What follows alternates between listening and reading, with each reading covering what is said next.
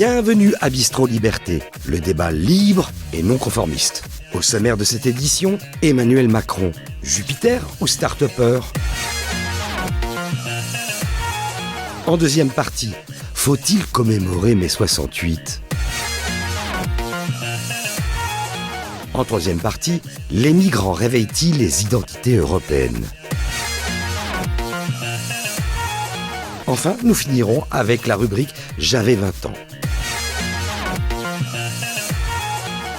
Pour en parler, l'invité spécial de Martial Bild est un entrepreneur, essayiste et un économiste libéral très écouté. Il est né en Syrie, à Alep, juste après la bataille de Stalingrad. Il est diplômé de Sciences Po Toulouse et a fait un MBA de gestion finance à l'université de Binghamton aux États-Unis. Il débute comme analyste financier à la Banque Suez et invente à 30 ans seulement le métier de conseiller en investissement en créant la première entreprise dédiée à la recherche économique alors que ses concurrents, eux, se bornent à la gestion de fonds. Cette approche sera gagnante avec un portefeuille client comportant plus de 800 institutions financières. Et ce n'est pas tout. À l'époque, sa lettre d'information quotidienne d'analyse des marchés est lue par 17 000 gérants de fonds. Il entretient une correspondance assidue avec le prix Nobel d'économie Milton Friedman. Au travers de 6 ouvrages, il explique que le progrès économique en Europe repose sur 2 piliers, Aristote et le Christ. Il dira « J'ai choisi l'économie car c'est une branche de la logique aristotélicienne ». Dans son ouvrage « Un libéral nommé Jésus », il décrypte la morale économique contenue dans les paroles du Christ. Pour lui, Dieu ne sait compter que jusqu'à 1. Il signifie par là que la réussite ne passe pas par le clan, mais par la prise de risque des individus. Politiquement, c'est donc un libéral et il ne fait sur ce point aucune concession. Par exemple, lors de l'élection de François Mitterrand en 1981, il s'est expatrié en Angleterre, la terre promise du libéralisme. Il clamait haut et fort qu'étant peu fortuné, il n'avait pas fui pour des questions financières, mais parce que, je cite, « Je n'acceptais pas de vivre dans un pays avec des ministres communistes, des criminels au pouvoir ». Il est actuellement le président de l'Institut des Libertés, un think tank libéral qu'il a fondé en 2012. Je vous demande d'accueillir Charles Gave.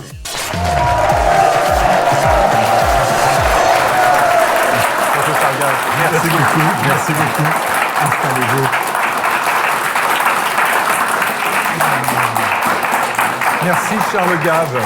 Merci d'être en France, parce que vous êtes rarement en France. Mais ça y est, j'ai décidé de revenir en France. En janvier de cette année, j'ai écrit aux autorités fiscales françaises pour leur signaler que j'étais de retour.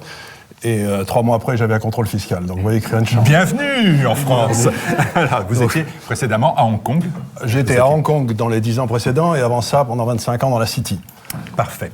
Alors j'accueille, on l'a vu dans le portrait, un économiste libéral, mais je vous ai entendu dire que le libéralisme n'est pas du tout, de votre point de vue, une doctrine économique, mais que c'est une doctrine juridique. Ça nécessite donc, dès le départ, de nous donner une définition de ce que vous appelez le libéralisme. Par le mot libéral, c'est un mot controversé en France. Oui, on en parlera, mais je vais vous expliquer en quelques mots ce que c'est. C'est que pour qu'une société fonctionne, il faut que quelqu'un ait une entité ait le monopole de la violence légitime. Vous savez, c'est ce qu'on apprend en sciences politiques. Ça, on le délègue à l'État, c'est-à-dire qu'ils peuvent vous mettre en prison, vous couper la tête, dans le meilleur des cas. Et dès que vous avez fait ça, la question se pose, comment contraindre cet État à ne pas vous martyriser? Comment l'empêcher de vous martyriser?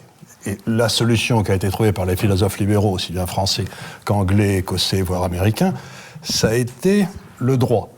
C'est-à-dire la séparation des pouvoirs et l'égalité de tout le monde devant le droit. C'est-à-dire que la reine d'Angleterre est exactement soumise au même droit que le dernier de ses sujets. Et à ce moment-là, il s'est passé un phénomène curieux. Quand on a fait ça, ça a garanti en quelque sorte le droit de propriété. Les puissants ne pouvaient plus vous voler parce qu'ils avaient une plus grosse massue.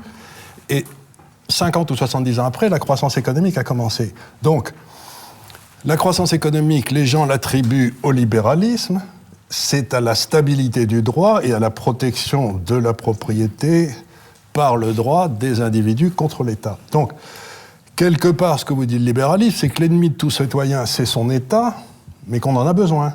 On ne peut pas vivre sans État, mais on ne peut pas vivre avec un État que vous ne pouvez pas contraindre à respecter la loi lui aussi.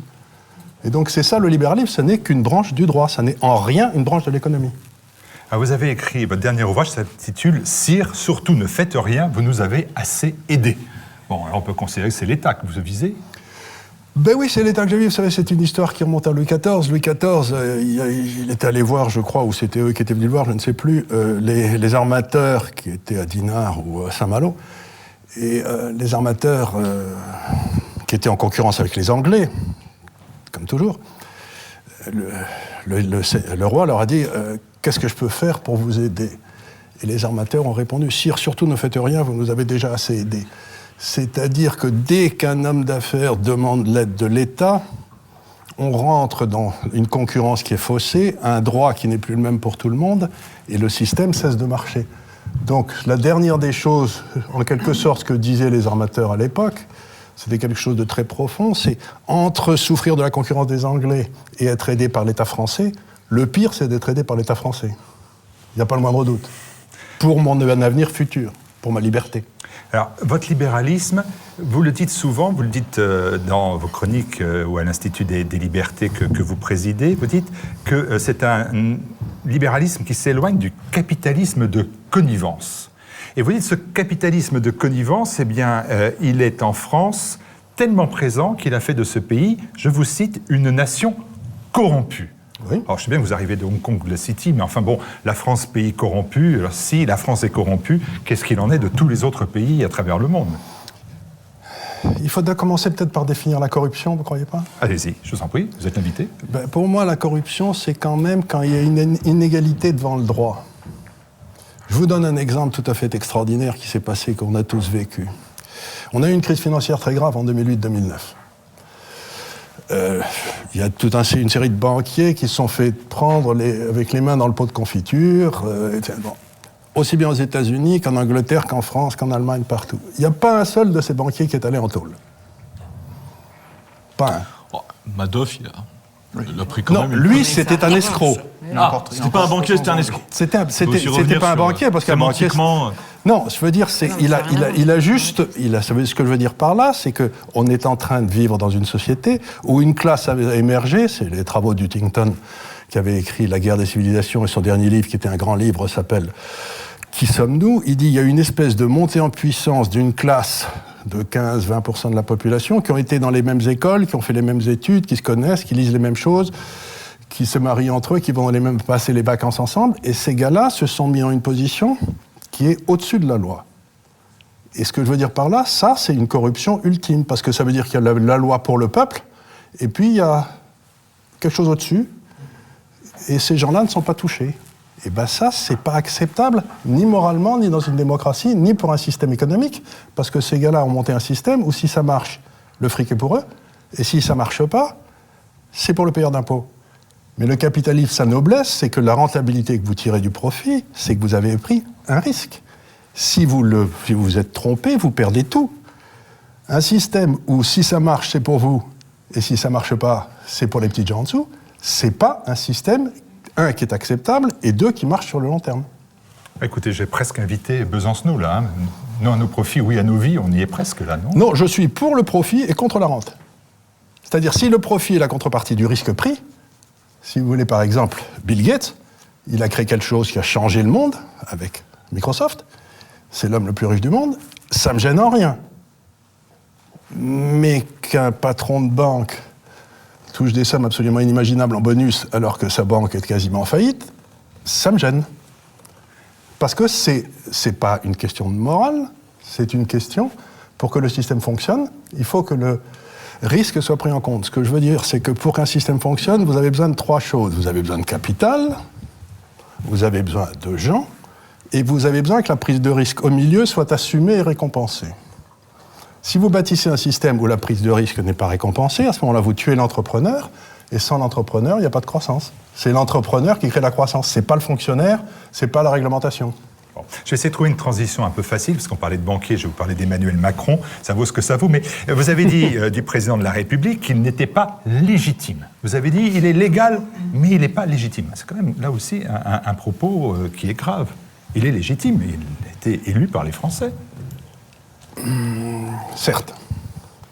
Merci. Certes. Mais cette élection a été un peu curieuse. On a eu, par exemple, ce qui ressemblerait, pour un observateur non averti, à un coup d'État fait par le système judiciaire pour se débarrasser d'un candidat. Vous savez que dans le droit français, je m'intéresse beaucoup au droit, dans le droit français, un juge d'instruction ne peut pas s'auto-saisir. C'est interdit. Il faut qu'il y ait une victime qui se plaigne au président, et puis ça descend du président du tribunal, et c'est lui qui désigne un juge d'instruction. Quand M. Hollande est arrivé au pouvoir, il a créé ce tribunal financier, vous savez, où les juges peuvent s'autosaisir, ce qui est attentatoire au droit commun européen, au droit commun français. C'est-à-dire que quiconque aurait déplu au pouvoir politique, vous lui lancez une sale affaire dans les pieds. Normalement, avec un juge normal, il aurait fallu 6 mois pour que ça arrive. Là, en une journée, la mise en examen a été faite. Donc je dis, c'est très bien manœuvré, bravo d'avoir créé le tribunal financier, le parquet financier 3 ans avant les élections. Je suis bien sûr qu'il y avait un dossier aussi sur M. Juppé et qu'il y avait aussi un dossier sur M. Sarkozy qui serait sorti en temps utile. Mais quand même, je trouve que être élu après des manœuvres de cette nature, ça enlève de la légitimité. Et pourtant, la légitimité est là quand vous dites que vous êtes favorable à la réforme du Code du travail qu'il mène lui seul, personne d'autre. Mais oui. Voilà légitime à vos yeux. Mais j'en suis même pas sûr. Est-ce que je peux vous expliquer pourquoi ? Vous êtes l'invité toujours. Je vais vous expliquer, parce que quand même,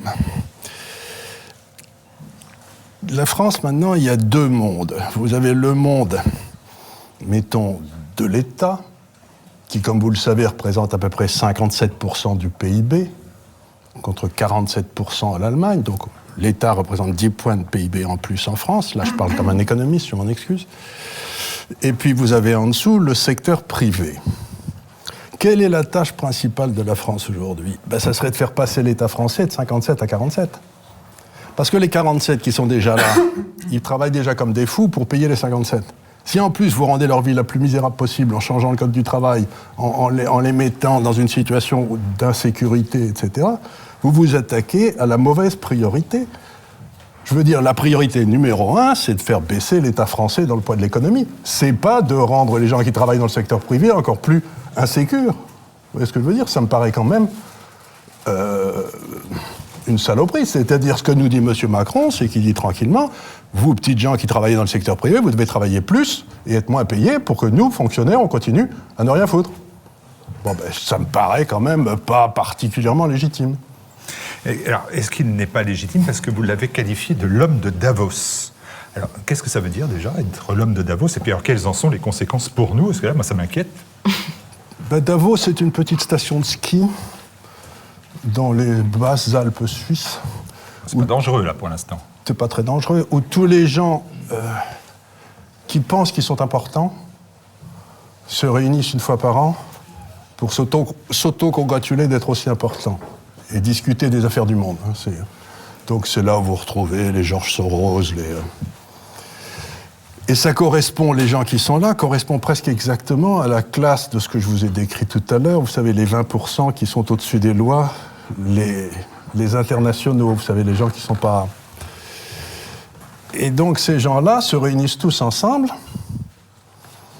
Et il faut bien dire que le profil de M. Macron, d'ailleurs qui est allé plusieurs fois à Davos... Pour le ski.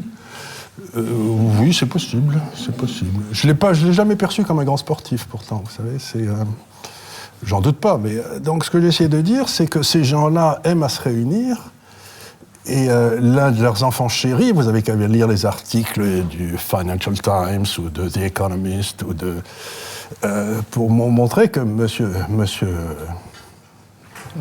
Macron est un des espoirs de ce qu'on peut appeler en termes marxistes cette classe.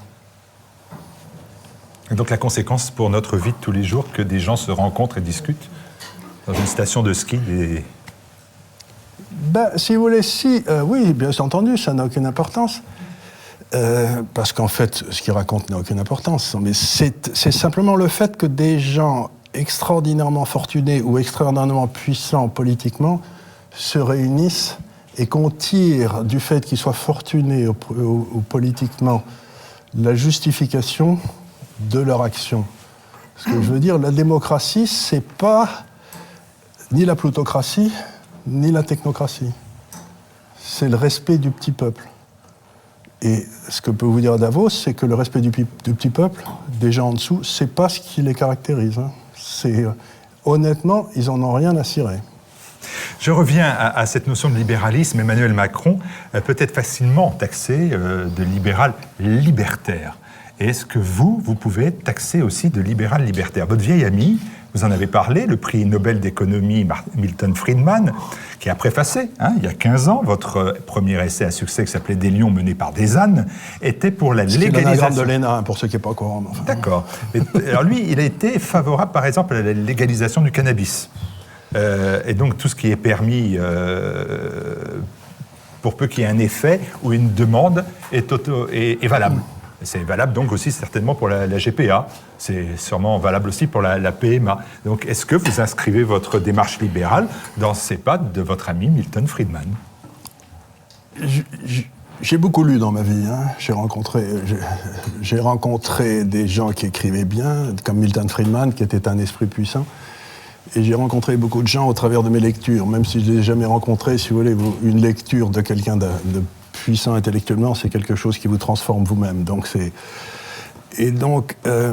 Vous pouvez être transformé ou vous pouvez être changé par une lecture et ne pas être d'accord avec elle.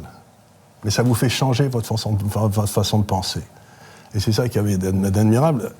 Milton Friedman, c'était un homme qui était profondément socratique, c'est-à-dire qu'il vous posait des questions pour savoir ce que vous pensiez vraiment. Puis en fin de parcours, vous vous rendiez compte que finalement, c'était pas si sûr que ça, ce que vous pensiez. Vous voyez ce que je veux dire? C'est qu'il n'essayait pas de vous asséner ses vérités. Si vous lui posiez une question en citoyen, il répondait, mais il n'utilisait jamais l'argument d'autorité. C'est-à-dire, il ne vous disait pas « tais-toi parce que moi je suis prix Nobel ». Les lettres que je recevais de lui, il les signait toujours, Milton Friedman, attaché de recherche au Hoover Institute. Le Hoover Institute, c'est un institut libéral qui est à Stanford. Et cet homme était prix Nobel d'économie, professeur émérite à Chicago. Il a fondé une nouvelle branche de l'économie et il signait attaché de recherche. C'est-à-dire, la seule chose qui l'intéressait dans sa vie, c'était de comprendre comment ça marchait. Donc, c'est ça qui est admirable, si vous voulez, quand vous rencontrez un esprit supérieur, c'est que vous vous rendez compte que d'un seul coup, il cherche à comprendre et le démarche qu'il suit peut vous amener, vous, à mieux comprendre. Qu'est-ce que vous avez compris?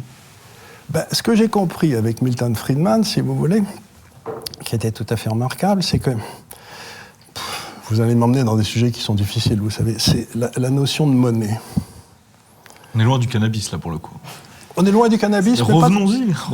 Mais j'ai rien contre le fait, si vous voulez, si les gens veulent, encore une fois, si les gens veulent se péter avec un pétard, ça m'est complètement égal.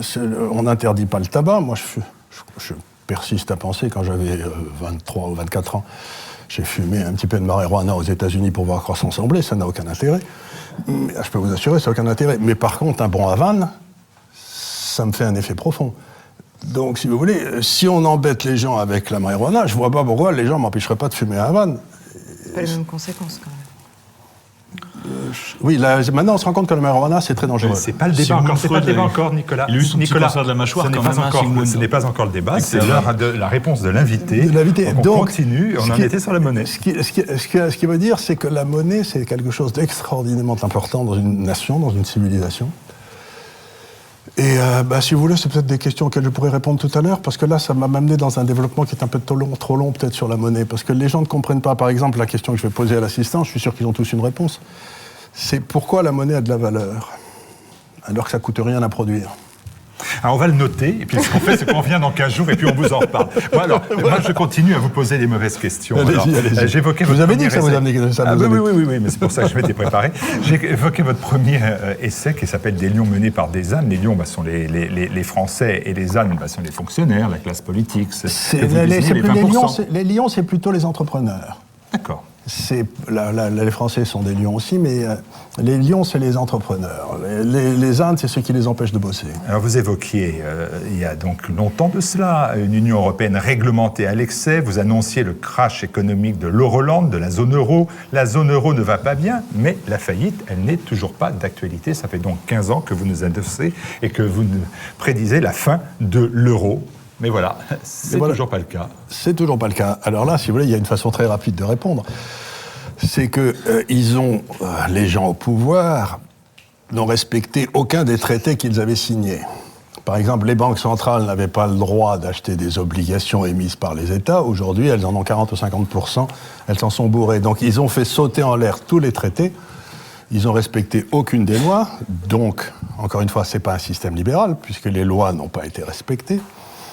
Et aujourd'hui, il est assez facile de remarquer que toute l'Europe du Sud est en faillite. Ce que j'avais écrit dans ce livre, d'ailleurs, j'avais écrit, écoutez, l'euro va amener à trop de maisons en Espagne, trop de fonctionnaires en France et trop d'usines en Allemagne. On y est, ça marche pas, on est en train de devenir un Länder allemand, où dans le fond, on ne vit que grâce aux subsides que nous accorde l'Allemagne. C'est ce qui se passe aussi pour l'Italie, pour la Grèce, pour l'Espagne. Et donc, je considère que je suis d'une famille alsacienne. On avait quitté l'Alsace en 1870 pour rester français. Mon arrière-grand-père s'est battu contre les Allemands. Mon grand-père s'est battu contre les Allemands. Mon père s'est battu contre les Allemands. C'est pas pour voir les Allemands me donner des ordres à Bercy, quoi. Si vous voulez. Or, aujourd'hui, grâce à l'euro, les Allemands me donnent... On est tombé sous protectorat financier allemand. La France n'est plus indépendante. Et je peux vous annoncer la prochaine grande manœuvre de M. Macron, si vous voulez. Aussi. Ça va être de vendre l'armée française à l'Allemagne. Puisque c'est la seule souveraineté qui nous reste. La seule souveraineté qu'on ait encore à vendre, c'est une armée compétente. Et son étape suivante, c'est de vendre l'armée française à l'Allemagne. Voilà, c'est tout. On va inventer le STO à l'envers.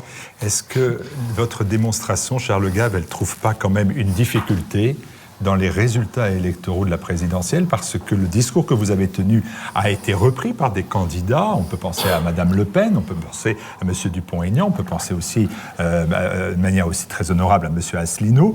Alors ces candidats-là n'ont pas remporté la présidentielle, ils ont échoué. Les Français ne voulaient pas quitter l'euro. Donc est-ce que c'est votre propre échec ou c'est que les Français ne comprennent pas ? Mais que les Français comprennent ou qu'ils ne comprennent pas, n'a aucune importance, c'est un truc qui ne peut pas marcher. Donc, si vous voulez, c'est comme si vous disiez les Français vont se voter une augmentation de niveau de vie. Bravo. Mais aujourd'hui, ce qu'on fait, c'est que pour tenir l'euro, on émet de la dette comme des fous, qui sera payée par nos petits-enfants. On a déjà passé les enfants, maintenant c'est les petits-enfants qui vont payer la dette. Et je vous signale que la démocratie, à laquelle je tiens beaucoup, c'est le vote des impôts. Mais la dette, c'est des impôts différés. Ça n'est rien d'autre que des impôts différés. Donc ce que je suis en train de vous dire, c'est qu'on va faire payer des impôts à des gens dans 30 ans qui ne les ont pas votés. Ces impôts de nos petits-enfants, ils n'ont pas voté pour qu'on vive comme des cochons au-dessus de nos moyens. Mais c'est ce qu'on fait. Donc ce que j'essaie de dire, c'est que c'est honteux. Encore une fois, c'est complètement immoral. Là, vous ne devriez pas avoir le droit d'émettre de la dette, puisque c'est des impôts différés qui seront payés par quelqu'un d'autre que par vous. Me semble-t-il. Ils ne payeront pas et ça s'arrêtera là, point. Ils ne payeront pas, point. Et ça ruinera 30 banquiers dans le monde. Non, s'ils ne payent pas, vous n'avez pas de retraite. N'oubliez pas une seconde qu'aujourd'hui, toutes les caisses de retraite, votre assurance vie, je suis sûr que vous avez une assurance vie. Oh, je le connais, oui. Oui, il a 80 balais. Non, mais Randa a 80 balais. Non, je suis désolé. C'est pas grave non plus. Qu'est-ce que vous sauf erreur, non. Je suis sûr que dans la salle, il y a des gens qui ont des assurances vie. Allons, peut-être pas vous. Maman en a pour moi, voilà. Voilà, votre mère en a. Et qu'est-ce qu'elle a dans son assurance vie ? Des obligations de l'État français. Bon, s'ils ne sont pas payés, votre mère, elle va crever de faim. Et moi, je n'aurais pas son assurance. Allez, on ne fait pas le débat tout de suite. J'ai une dernière question. Mais voyez, comme quoi ils veulent débattre avec vous, c'est une bonne chose. Moi, j'ai une dernière question, mais alors rapide, c'est tenté qu'elle puisse l'être d'ailleurs. Les marchés américains sont en très grande forme. Le Dow Jones vient de pulvériser le seuil des 23 000 points, je crois. C'est un record absolu historique. Absolument. Et au même temps qu'on dit cela, on dit c'est pas grâce à Trump, malgré le fait que c'est augmenté de 28% depuis son élection. Mais on dit maintenant que comme ça a énormément augmenté, c'est aussi de la faute de Trump. parce que les indicateurs s'en surchauffent et on évoque un crack. Et c'est vrai qu'en 87, voire même en 2001, quand il y a eu des bulles, elles ont éclaté dans une phase d'optimisme, qui est un peu celle que l'on connaît, et sans s'annoncer. Donc celle-ci ne s'annoncerait pas non plus. Est-ce que vous êtes inquiet de cela? Vous êtes à Hong Kong, vous êtes lié avec la City, vous avez en relation avec un millier de partenaires. C'est mon métier en plus. C'est votre métier en plus et c'est pas le mien. Et ça s'entend. Et ça s'entend. Non, alors, essayons de réfléchir à quoi servent les actions, parce que de quoi parle-t-on quand on parle des actions? Vous savez, on parle dans le fond d'un titre de propriété. Donc Parce que là, il en a des actions, Randa, mais enfin bon. Je suis sûr qu'il est bourré d'actions. On l'a bourré. Enfin, il en a autant qu'il peut. Il a probablement prêté de l'argent. J'en ai une à TV Liberté, oui. Donc, c'est un titre de propriété. Et puis, d'autre côté, vous avez de la dette qui est émise par les États, qui est une promesse de payer. L'État vous dit, je vais vous payer 2-3% par an, et à la fin, je vous rembourse votre capital. Vous m'avez prêté 100, je vous rends 100. C'est ça, une obligation, c'est pas autre chose. Vous venez tous de me dire autour de la salle là que on rembourserait jamais la dette. Bon, ben alors si vous êtes intelligent, qu'est-ce que vous faites? Ben, vous achetez des actions, puisque les États sont en train d'essayer de détruire la monnaie pour pas rembourser leurs dettes. Si vous achetez des actions, j'en sais rien, j'y connais rien, Air Liquide. Ben, Air Liquide, dans 15 ans, ça vaudra toujours quelque chose, parce que c'est un vrai business qui vend des vrais produits. Votre dette italienne ou votre dette française, vous ne savez pas ce que ça vaut. Donc, la hausse des marchés qu'on a aujourd'hui est en grande partie créée par la volonté des États de détruire la monnaie dans laquelle ils ont foutu leur dette. Et donc, quelque part, c'est parfaitement logique. Vous allez peut-être prendre une claque, mais il vous restera quelque chose. Parce que si vous achetez des obligations, vous n'êtes pas sûr qu'il vous restera quelque chose. Donc, ce crack financier, c'est quelque chose qui est vous savez, envisageable? Non. Moi, Parce que ça avait dévissé en 87, on avait dévissé de 25 points, je crois. 25 points, à l'époque, je gérais pas mal d'argent et tout, et j'étais à peu près 40-50% en cash parce que je l'attendais. Donc, mon métier, c'est pas de dire ça va se casser la gueule la semaine prochaine, c'est de bâtir un portefeuille qui résistera quand ça se pètera la gueule. C'est pas du tout la même chose. Pour nous, on n'a pas des grands portefeuilles. Vous avez vu mon portefeuille, TV Liberté. Alors, non, mais si on a les petits actionnaires, c'est pour ça que c'est pour ça que j'ai créé l'Institut des Libertés, parce que je trouvais profondément injuste que les gens qui puissent se payer mes services se le payent, et que les gens qui ne pouvaient pas ne sachent pas ce que je pense. Et donc j'ai créé l'Institut des Libertés pour que les gens puissent comprendre ce que je pensais, à titre gratuit pour les braves gens qui veulent me suivre. Ah oui, j'ai vu dans l'Institut des Libertés, il y a même un énorme article qui m'a intéressé, c'est comment gagner de l'argent sans travailler. Ça m'a un peu convenu. C'est la finance. Bah voilà, c'est la finance. La finance, c'est le but, c'est de gagner de l'argent sans travailler. Eh bien écoutez, on va pas quitter l'économie, on va retrouver tout de suite Charles Gave et on va regarder avec lui le premier sujet. Emmanuel Macron, Jupiter ou start-upper? Emmanuel Macron avance vers ses 6 mois de présidence à l'Élysée. Il s'est voulu le président jupitérien, resacralisant la fonction de chef de l'État pour aboutir à un usage monarchique du pouvoir. Il l'a fait, quitte à casser les codes institués par ses prédécesseurs. Depuis, le héros de la politique autrement s'est aussi glissé dans le rôle de DRH de la start-up Nation France, imposant une présidence managériale, s'appuyant sur une technostructure se voulant performante. Emmanuel Macron est-il Jupiter ou le start-upper, le CEO de la start-up France? Voilà. Au moins, sans se référer à Socrate, je trouve que la question est bien posée. Absolument. Et donc, à partir de cela, comme elle est bien posée, je n'ai pas besoin de la requalifier ou de la reposer à nouveau. Jupiter ou start-upper? À qui vous posez ça? À vous. Attention, je vous demande un elevator speech. Vous avez un elevator pitch, présentation percutante de la start-up, en 45 secondes. En 40 secondes. Mais pour moi, Macron, si vous voulez faire des références à la mythologie grecque ou n'importe quoi, c'est plutôt Narcisse. Et bim. C'est quelqu'un qui est tombé en admiration devant lui-même et qui s'en remet pas. Il est tellement persuadé qu'il est un béni des dieux et qui va nous sauver. Et c'est extrêmement inquiétant parce que des gars comme ça, on en a eu plein dans l'histoire de France. Si vous voulez, qui étaient des envoyés du Seigneur, vous savez, des gens qui étaient Au moins, les rois de France, ils naissaient Bourbon ou ils naissaient... Tandis que là, il est né en pensant qu'il était exceptionnel. Et ça m'inquiète énormément. Tous les grands hommes ont été comme cela. Il faut qu'ils croient en eux avant de... Ça dépend. Pas tous les grands hommes. Vous en avez quelques-uns, comme Cincinnatus, qui retournait pousser sa charrue. Après, il y a comme Charles Quint qui a cessé d'être empereur parce que ça le fatiguait. Donc vous en avez toute une série qui savent reconnaître leur humanité. Et là, en tant que reconnaissant de l'humanité, je crois qu'il ne me convainc pas du tout. On va donner la parole cette fois-ci à nos sociétaires. On va peut-être commencer par Charlotte Dornelas. Bonsoir Charlotte. Bonsoir. Pour Valeurs Actuelles, vous êtes là parmi nous et je vous en remercie à nouveau. Votre point de vue, et je vous donne une nouvelle fois 45 secondes, elevator pitch. Nicolas Gardère, 45 secondes, comme dans une start-up. Fuck, never. 45 secondes. 45. Non, mais je suis intéressée par la dernière phrase. Emmanuel Macron refuse son humanité, vous avez dit. Oui. En ça, c'est un enfant de son siècle. Hein. C'est pas juste lui. Il est le pur produit d'une époque qui refuse précisément l'humanité dans ce qu'elle a dans la réalité de l'humanité. Donc ça, c'est pas très étonnant et c'est pas très propre à Emmanuel Macron lui-même. Après, la question entre Jupiter et start-upper, Jupiter, je sais pas très bien ce que ça veut dire. Effectivement, il incarne, il y a quand même chez Emmanuel Macron, ce qu'il faut lui reconnaître, une incarnation du pouvoir qui faisait défaut depuis longtemps et notamment chez son prédécesseur. C'est indéniable. Après, start-upper, c'est très étrange et je suis assez mal à l'aise sur cette question avec lui parce qu'il y a peut-être un terrain économique que je ne maîtrise pas, donc sur lequel je ne m'avancerai pas, où il considère effectivement le pays comme une start-up avec tout à construire, etc. Et c'est en même temps quelqu'un qui est capable, le premier président de la République, par exemple, en tout cas de mémoire d'homme, qui soit capable de dire que l'histoire de France n'a pas commencé en 1789, qui est capable toujours de faire appel... De Gaulle l'avait dit avant lui. Hein.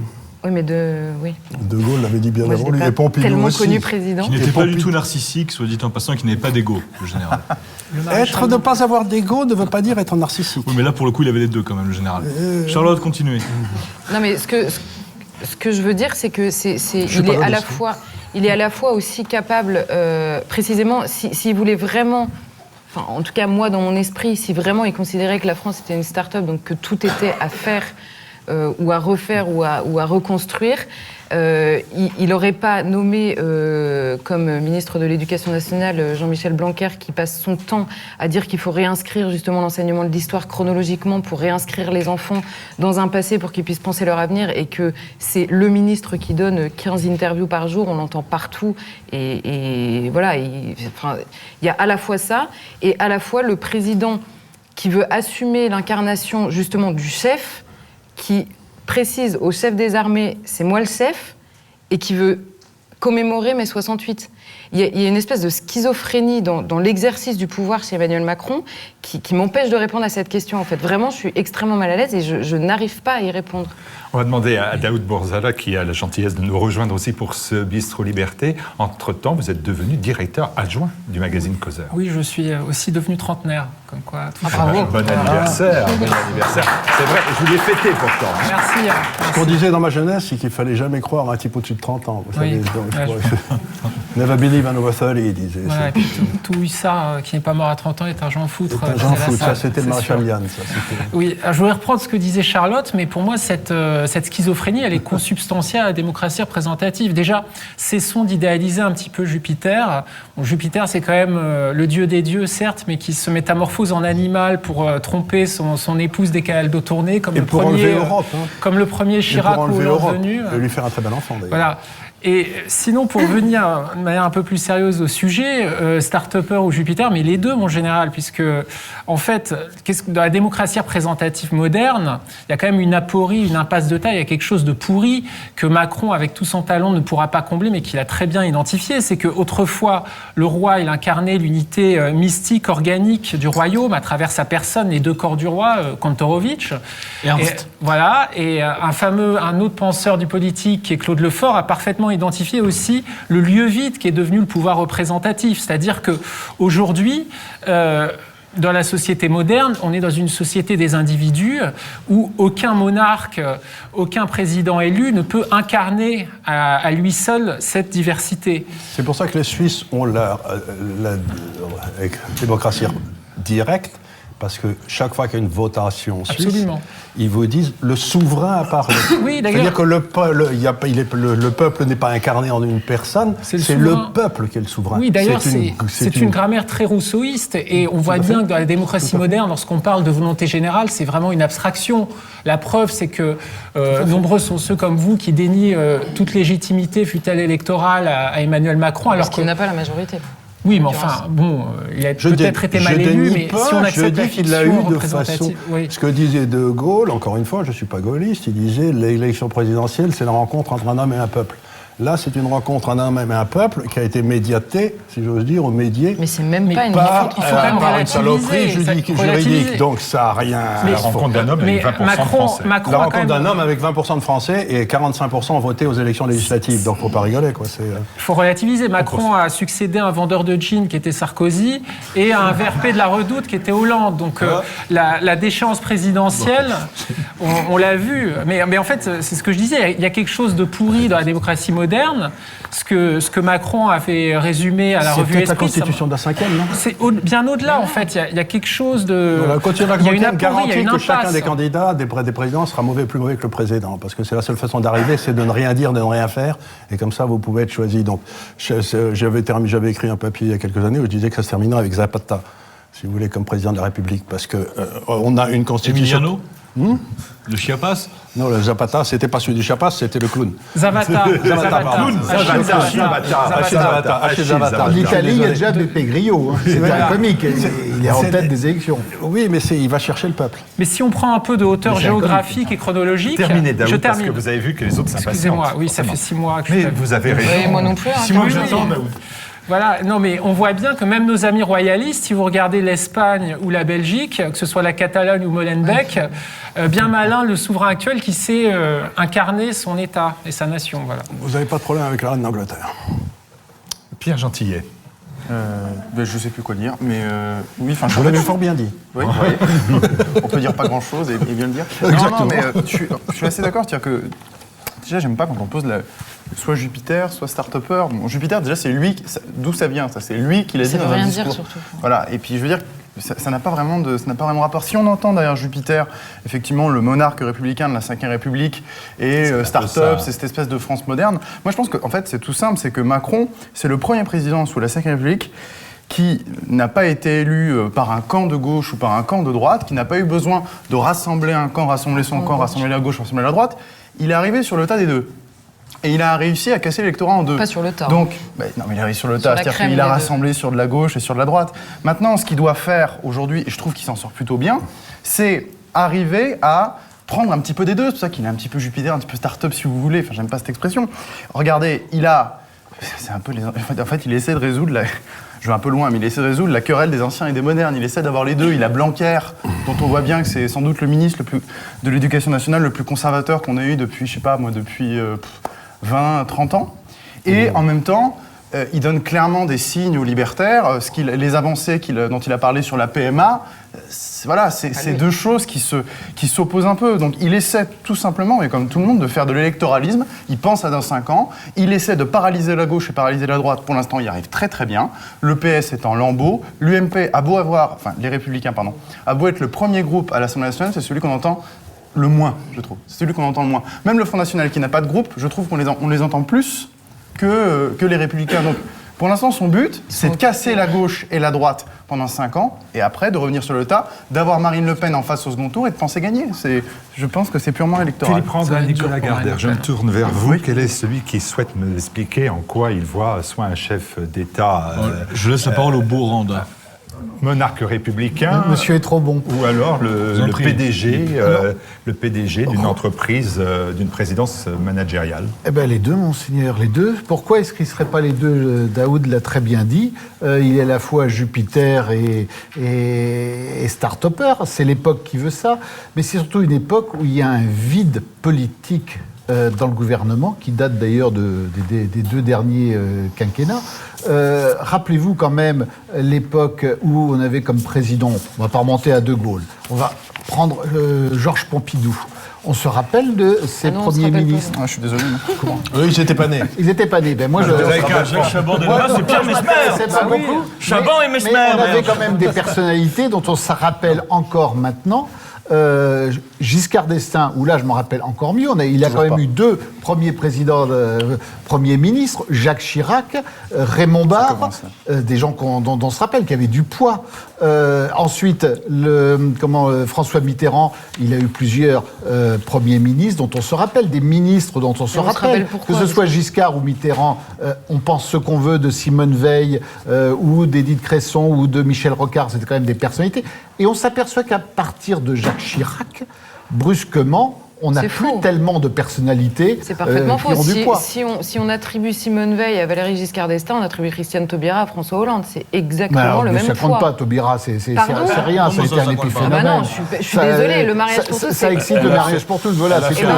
On l'aura oublié demain, elle n'a plus aucun avenir politique. Non, mais Philippe a raison, dans le sens où les ministres sont de moins en moins médiatisés. J'en arrive maintenant à Jupiter Startup, Emmanuel Macron. Il est en rien Jupiter, où il est que Jupiter, parce qu'il n'y a pas de Premier ministre. Édouard Philippe, personne n'en parle. Il est totalement inodore. Il a moins de charisme que François Fillon. Ou Jean-Marc Ayrault. Il faut le faire. Ou Jean-Marc Ayrault. Surtout Jean-Marc Ayrault.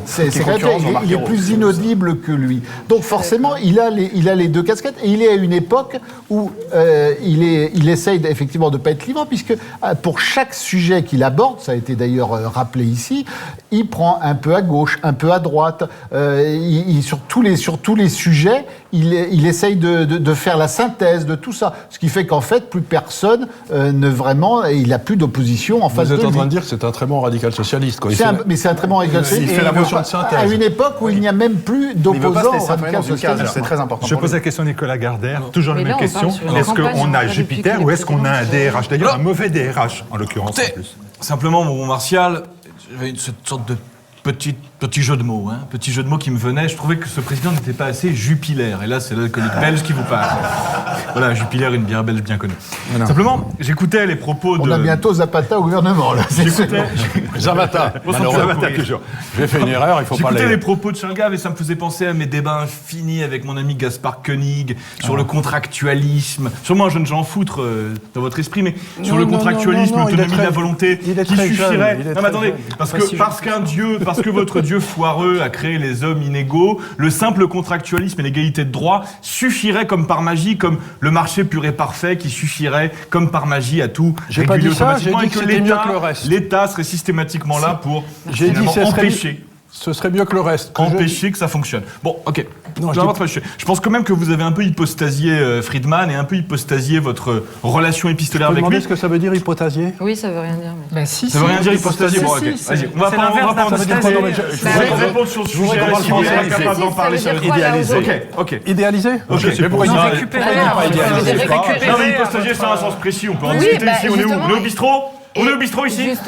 Allez pas m'énerver, moi je suis à côté. Allez pas m'énerver. Je reprends sur la question. Moi je suis un intello, il y a des mots que je comprends pas. Quand je comprends pas, je demande. Écoutez, on a parlé de Socrate et d'Aristote tout à l'heure. Enfin bon, c'est oui, mais là en l'occurrence, par rapport à ce qu'il a dit, je vois pas ce que ça veut dire hypostasier. Hypostasier, à mon avis, c'est un mot qu'on utilise quand on a une pensée confuse. Mais enfin, je peux me tromper. Complexe. C'est clair. On peut applaudir comme ça. Je pense que non. Je pense qu'au contraire. C'est mal parti. Vous avez m'énervé. On va reprendre. Je pense que vous avez totalement idéalisé cette relation qui était assez extraordinaire pour vous, une relation épistolaire avec Milton Friedman, qui n'est effectivement pas n'importe qui, et un esprit supérieur, et que derrière, ça a pu influer certaines analyses économiques que vous avez tenues. Mais non, c'est lui qui est venu me chercher. C'est lui qui est venu me chercher. Il m'a dit, vous écrivez des choses intéressantes, vous avez 35 balais. C'est vous qui l'avez supplié que vous étiez un fan. Mais vous rigolez. C'est lui qui est venu me chercher. Ok, peu importe. Allez, passons. Je ne sais pas à vous attaquer. Macron. Quel est le sujet sur Macron? Déjà, c'est vrai que l'alternative posée en ces termes est quelque chose d'assez ridicule. Et d'ailleurs, je trouve que vous parlez beaucoup trop d'Emmanuel Macron et qu'on le commande beaucoup trop. J'ai l'impression d'être un vulgaire Bruno Roger Petit quand je viens ici à parler de Macron toutes les 2 semaines. Ça va. C'est quoi le sujet? Il est encore un peu le chef de l'État pendant quelques années. Je dis pas le contraire, mais bon, c'est bon, ça va. On n'est pas sur BFM. On n'est pas sur BFM Télé ici. Juste dire une chose sur ça. Juste dire une chose. Macron, jupitérien, ça veut dire quoi? Le gars, il a juste repris le fil de l'incarnation du président de la République qui avait été rompu sous Sarkozy et Hollande. C'est tout. C'est-à-dire que Sarkozy et Hollande ont prostitué la fonction présidentielle, que je méprise par ailleurs, cette fonction à laquelle je m'oppose. Mais cette fonction, disons, de monarque républicain, ils l'ont prostituée à leur médiocrité personnelle. Rien d'autre. Vous prenez tous les présidents jusqu'à Chirac. Finalement, Macron n'a fait que reprendre le fil, rien d'autre. Il n'y a rien d'extraordinaire dans l'incarnation du pouvoir chez Macron. Certains se sont pâmés à son incarnation du pouvoir. C'est tout ça est très classique. Attendez, je finis et puis vous parlerez. Simplement, parce que moi j'ai parlé 45 secondes. Attendez. Les autres, ils ont tous triché avant. Vous avez pas une Ils ont tous triché, les autres. Ils ont parlé beaucoup plus en 45 secondes. Vous n'êtes pas bon pour une sur le reste, attendez, sur l'incarnation, mais pas pour une sur l'incarnation, je m'en fiche de la start-up, ça m'intéresse pas. Ce que je veux dire, c'est que cette histoire de start-up, c'est une blague. Vous vous payez de mots, on se paye de mots avec ce start-up, ce manager. Il n'est pas le seul. Hein. La haute fonction publique a une culture managériale depuis déjà 15 ans, 20 ans. C'est pour ça d'ailleurs qu'il y a une telle porosité, une telle capacité de la haute fonction publique française à passer dans le privé. Ça s'appelle le pantouflage. Ça se passe très facilement. Et ils perdent de l'argent. Et ce discours qui consiste à dire que les fonctionnaires n'en branlent pas une, sont des bons à rien, c'est des conneries. Et d'ailleurs, les entreprises du CAC 40, les grandes banques, vous savez combien ils ont de congés payés à la Société Générale et à BNP? Ils ont 12 semaines de congés payés par an. Ils sont quasiment invirables, les gars. Ils sont encore plus privilégiés que des fonctionnaires sur ce plan. Donc, arrêtons avec cette dichotomie privé-public. Stop. Charles Gave, vous répondez à tout cela. Si vous voulez. Alors moi, je vais vous donner une synthèse. Je vais vous donner la réponse marxiste. Je peux? Oh oui. Et là, on écoute. Et je vais vous donner la réponse marxiste. Marx a une idée assez profonde, qu'il avait piquée d'ailleurs à Ricardo, qui disait que la superstructure politique était fonction de l'infrastructure économique. Bon, alors qu'est-ce qui s'est passé au 19e? On a eu la première révolution industrielle qui a fait des espèces d'immenses groupes sous forme de pyramide. Vous aviez le chef au sommet, puis c'était les grands trusts, les grands concerns, c'était les groupes, tous ces gens-là. Et pour survivre à ça, le système politique a développé une pyramide étatique extraordinaire. Depuis à peu près 20 ans, le système économique est en train de créer de la richesse de façon extraordinaire avec des structures complètement horizontales. Vous avez Google, Amazon, tout ça, c'est des structures où il n'y a pas 25 niveaux de gains il y en a 3. Donc le schéma, le challenge, pour parler en français, le challenge du président de la République, c'est comment faire passer maintenant, pour que la superstructure politique vienne à l'infrastructure économique, comment faire passer l'État d'une pyramide invraisemblable, qu'on ne peut plus financer, parce qu'on ne peut plus taxer les sociétés, à une structure horizontale. C'est votre histoire de start-up. Mais en même temps, vous ne pouvez pas être un président jupitérien dans une structure horizontale. Moi, j'ai jamais créé que des structures horizontales dans ma vie, j'en ai créé plein de sociétés. Et le type, j'étais dans la salle avec tout le monde, et je faisais ma sieste sur le canapé avec tout le monde qui était là en train de bosser autour de moi, et puis quand j'avais fini, il y en avait un autre qui venait faire la sieste. Donc ce que je veux dire par là, c'est qu'on n'est plus dans un monde jupitérien, c'est fini le monde jupitérien. Et le croire que ça existe encore, c'est une erreur intellectuelle inimaginable parce que l'économie est en train de devenir complètement horizontale. Arrêtez de me casser les pieds avec des structures hiérarchiques. Parfait. Eh bien voilà. Ah oui. Alors, Charlotte, un mot. Non mais juste quand j'ai parlé de schizophrénie d'Emmanuel Macron, c'est exactement dans les termes que vous reprenez en parlant de monarque républicain. Je pense qu'Emmanuel Macron, c'est exactement la place qu'il a aujourd'hui dans le pays, et sur le terrain économique, je n'irai pas parce que j'en ai pas les capacités, mais en revanche, lui est persuadé dans la manière dont il s'adresse, et s'il est en permanence, beaucoup plus qu'il n'incarne, il parle de cette incarnation en permanence, et je crois qu'il a compris le vide qu'il y avait effectivement dans la démocratie moderne, mais sur l'âme qui manque à la République. Qu'est-ce qui se passe entre monarque et République? Qu'est-ce qui se passe? Quelle est la différence? C'est le socle moral extérieur au système lui-même. Donc c'est pas la question du système le problème, c'est qu'il a compris ça, il essaye de recréer une âme qui est forcément factice, puisqu'elle n'est pas extérieure à lui-même. Et en ça, je vous rejoins sur la question de Narcisse. C'est ça que je parlais quand il y avait une duplicité chez Emmanuel Macron, et c'est certainement pas sur son programme économique ou sa manière même de gouverner sur ces questions-là. C'est vraiment il a compris que le peuple était conservateur, et il est exactement l'inverse l'inverse. Et c'est ça la perversité.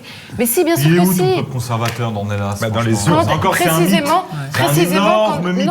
Il y aurait les élites parisiennes débauchées et un peuple conservateur. C'est faux, c'est archi faux. Ça correspond à aucune sociologie électorale. Nicolas Gardère, je vais vous le dire, il y a 12 lecteurs à Politis et on a 120 000 à valeurs actuelles. Donc les lecteurs, ils sont déjà plus conservateurs que chez les Je vais juste prendre un exemple. Où on détourne l'argent à valeurs actuelles d'ailleurs. Où on détourne l'argent. Non. Où quelqu'un fait des malversations et il est poursuivi. Je vais juste prendre un exemple. Effectivement, le peuple n'est pas conservateur. Ce sera un peu le troisième débat, donc je vais pas le faire avant l'heure. La seule chose, c'est que l'intuition est conservatrice sur quel point? C'est exactement la phrase de Jean-Michel Blanquer qui dit parce qu'on l'accuse d'être conservateur. Aujourd'hui, par rapport au progressisme, être conservateur, c'est dire à l'école, il faut que les enfants apprennent à lire, écrire, compter. C'est quand même l'accusation qui lui a été. Donc, conservateur, c'est pas une définition de Nicolas Gardère, c'est par rapport au progressisme moderne aujourd'hui. Et Jean-Michel Blanquer. Vous utilisez des mots trop polysémiques, trop compliqués. Mais que tout le monde comprend, à part vous, parce que vous, l'intellectuel. C'est dire conservatisme. Mais bien sûr que si. Je suis contre que mes enfants apprennent à lire, à écrire, à compter à l'école. Enfin, je veux dire. Et tout le monde sait à respecter l'autre. Et à respecter l'autre. Et Jean-Michel Blanquer répond. Mais si ça, c'est être conservateur, alors 95% des Français le sont. Et toutes les mères de famille. Bien sûr qu'on est en train de jouer sur les mots et qu'on peut s'écharper sur la définition. Mais l'intuition, elle est là aujourd'hui. Et ça, Emmanuel Macron l'a très bien compris. Il a joué là-dessus en ne parlant que d'incarnation, beaucoup plus qu'il ne l'a fait. Allez, on termine parce qu'on a dépassé tous les horaires nécessaires. Comme d'habitude, on est passé de lunaire à Jupiter, de Hollande à Macron. Le start-upper a plein d'idées lumineuses, pas étonnant si Macron a une tête d'ampoule. Ah bon, je savais pas, moi, si Ignace a décidé qu'il en était ainsi, il va être content. Le patron de la start-up France embauche, je reçois des candidatures spontanées qui viennent du monde entier. Et puis Macron, l'économiste roi, les stats, c'est moi. Ça, c'est pas mal, hein, c'est pas mal. Hein. C'est pas mal, hein, c'est bien des très. Et puis la dernière, le général des armées, Villiers, viré par le tout jeune président, lui, plutôt enfant roi. Voilà, on se retrouve dans quelques instants et on va se poser la question de savoir pourquoi l'enfant roi a décidé que nous allions commémorer mai 68. À tout de suite.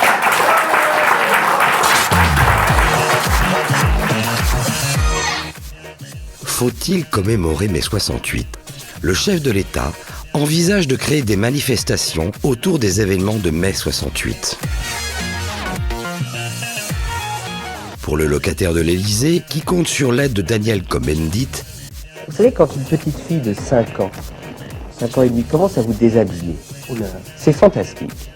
Il convient de sortir des discours maussades sur les moments qui ont participé à moderniser la société française. Henri Guénaud évoque de son côté une société sans hiérarchie qui a accouché d'un monde de l'argent fou et de la cupidité. Tant annonçant une société moderne ou créant une société égoïste, faut-il commémorer mai 68 ? Mai 68, Charles Gave. Mai 68 appartient à notre histoire. Mai 68 ne peut pas être effacé ou passé sous silence. Mais est-ce que pour autant, il faut commémorer mai 68 ? Ce ne serait pas une mauvaise idée parce que ce serait commémorer la mort de l'université française. Parce que vous avez deux systèmes d'enseignement en France qui étaient d'un côté celui qui venait des jésuites, qui cherchaient à faire des robots qui étaient tous pareils, dont d'ailleurs le président de la République est sorti à l'heure actuelle, si vous voulez. Et puis vous aviez ceux qui venaient des dominicains, qui étaient des chevaliers du Christ, qui étaient tout en blanc, et qui disaient « j'en ai rien à foutre de ce que pensent les autres, moi je suis un esprit indépendant ». L'université, c'était les dominicains. Les écoles, c'est les jésuites. Eh bien, mai 68 a détruit les universités, c'était le but, et en détruisant les universités, on a détruit les grands intellectuels français, et il n'y a plus un seul grand intellectuel français, puisqu'ils sortaient tous de l'université et jamais des écoles. Donc, ce que j'essaie de dire, c'est qu'il faut certainement commémorer comme un désastre mai 68. Ça a tué l'université que j'aimais. Oui, alors ça, c'est le mai 68 des universités des étudiants, mais il y a quand même, Charles Gave, un mai 68 il y en a des eu un ouvriers. Autre. Oui, celui des ouvriers. Oui, il est arrivé que 3 semaines après parce qu'on est allé les chercher à coups de bâton. Vous m'avez dit et on leur a donné des augmentations de salaire absolument monstrueuses et on a dévalué l'été d'après, une fois que De Gaulle était parti, de façon à payer la note. Donc, si vous voulez, le mai 68 des ouvriers n'ont jamais été dans mai 68. D'accord, pour une fois que les lions pouvaient se nourrir, pour une fois que les lions pouvaient se nourrir face aux ânes. Non, ça a été une révolte des jeunes ânes. Ça a été les futurs ânes. Les enfants des ânes. C'est les enfants des ânes, c'est les... J'étais à l'université à l'époque. Tu sais que j'aimais à l'université de Toulouse. Et que j'aimais parce qu'il y avait toute une série de professeurs qui étaient plus remarquables les uns que les autres et qui étaient tous des esprits complètement originaux. Et ils avaient une chaire et donc ils étaient intouchables. Et ils enseignaient aux enfants qui leur étaient confiés comment raisonner par eux-mêmes et être pas dans un moule. Et ben, si vous voulez, quand j'étais gamin, professeur d'université, professeur de droit titulaire de la chaire de Duguy à Bordeaux, qui était mon beau-frère, était un seigneur local. C'était une vedette incroyable. En l'espace de 30 ans, cet homme est devenu un instituteur. L'écroulement du niveau des études, quand j'étais gamin, un type qui était agrégé de droit était 20 lieues au-dessus d'un énarque. Un énarque, c'était un gentil crétin qui avait une bonne mémoire. Un vrai professeur d'université, c'était quelqu'un de prodigieux. Quand vous aviez des... Et on a détruit ça, et les Anglais ne l'ont pas fait avec Oxford et Cambridge, et pour moi, mai 68, c'est le désastre qui a tué l'intelligence française. Et on ne s'en est pas remis depuis. Donc, certainement, il faut le commémorer, comme commémore, je sais pas, Waterloo, une grande défaite, ça me paraît une excellente idée. Ce président a tout compris. Nicolas Gauthier, vous avez la gentillesse de nous rejoindre pour Boulevard Voltaire. Benoît Reski, que nous avons reçu à Bistro Liberté, dit tout simplement, la commémoration de mai 68, c'est Macron qui veut mettre un peu de rouge sur les indices du 440. Est-ce que ça vous convient comme... Oui, il va peut-être faire plaisir à Brigitte. C'était ses grandes années, après tout. Oui, non. Ce qui me fait gentiment sourire dans tout ça, c'est que l'esprit de mai 68, si toutefois il existait, était parfaitement à l'encontre de tout ce qui était commémoratif, gerbes de fleurs, rubans tricolores coupés au ciseau, avec la petite fille avec le bouquet de fleurs par un sous-préfet, avec Yvette Horner qui jouait derrière, ça ressemble un petit peu à tout ça. Donc on est quand même très loin de l'esprit de mai 68. Et ce qui est marrant, c'est de voir ces gens-là qui, à l'époque, raillaient les anciens combattants, que ce soit de la Grande Guerre, qui vont collaborer, qui vont commémorer aujourd'hui, l'année prochaine, leur Verdun à eux, qui est jamais qu'une bataille, un chahut étudiant rue Gay-Lussac, où les mêmes disaient oui, que Hitler c'est De Gaulle c'est Hitler, que les CRS c'était des SS.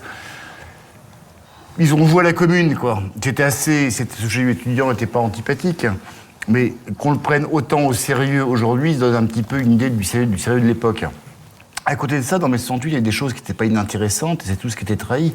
Quand on relit Guy Debord, son livre La suite du spectacle sort un an avant, le monde dans lequel on vit aujourd'hui, il le prédit déjà avant même que n'éclate ce chahut. Une réflexion en profondeur sur la société de consommation, quand les situationnistes on ne tombe pas amoureux d'un point de croissance, au-delà du bon mot et du graffiti fait sur les murs, il y a une vraie réflexion. Et quand on voit les acteurs de mai 68, ce qu'ils sont devenus, c'est absolument pathétique. Quand on voit un Serge July qui prenait la guerre civile, qui était militant maoïste à l'époque, pour faire la Libération, qui était un des meilleurs quotidiens de la presse française pendant longtemps, pour se faire acheter par Rothschild après avoir fait du suivisme vis-à-vis de l'impérialisme américain, on dit oui, on peut le commémorer, mais comme une farce. Parce que je reproche aux 68 heures d'aujourd'hui, hormis le fait que ce soit des vieux jeunes, c'est qu'ils ont quasiment tout ce qui est intéressant de leur héritage a été trahi. Et ce qu'ils ont aujourd'hui des présidents post-68 heures, c'est-à-dire en gros c'est Macron, c'est le post-68 heures, c'est le... Mais que vous parliez tout à l'heure de Bill Gates, c'est pas son cas, mais tous les gens de la nouvelle économie, les précurseurs du GAFA, sont tous des 68 heures de Berkeley, parce qu'une fois de plus, mais 68 c'est jamais qu'une réplique sismique de ce qui se passe à Berkeley 5 ans avant. Les Américains créent le rock, nous on a les yéyés, on a le twist. En gros c'est la même chose, quoi. Hein, eux ils ont Elvis Presley, nous on a Dick Rivers. Et mais 68 c'est exactement la même chose, c'est une pâle réplique. Alors il y a juste une chose à mon sens qui sauve les 68, c'est que la musique au moins était bonne. Dans la France d'Yvette Horner, on a découvert Jimi Hendrix et les Stones.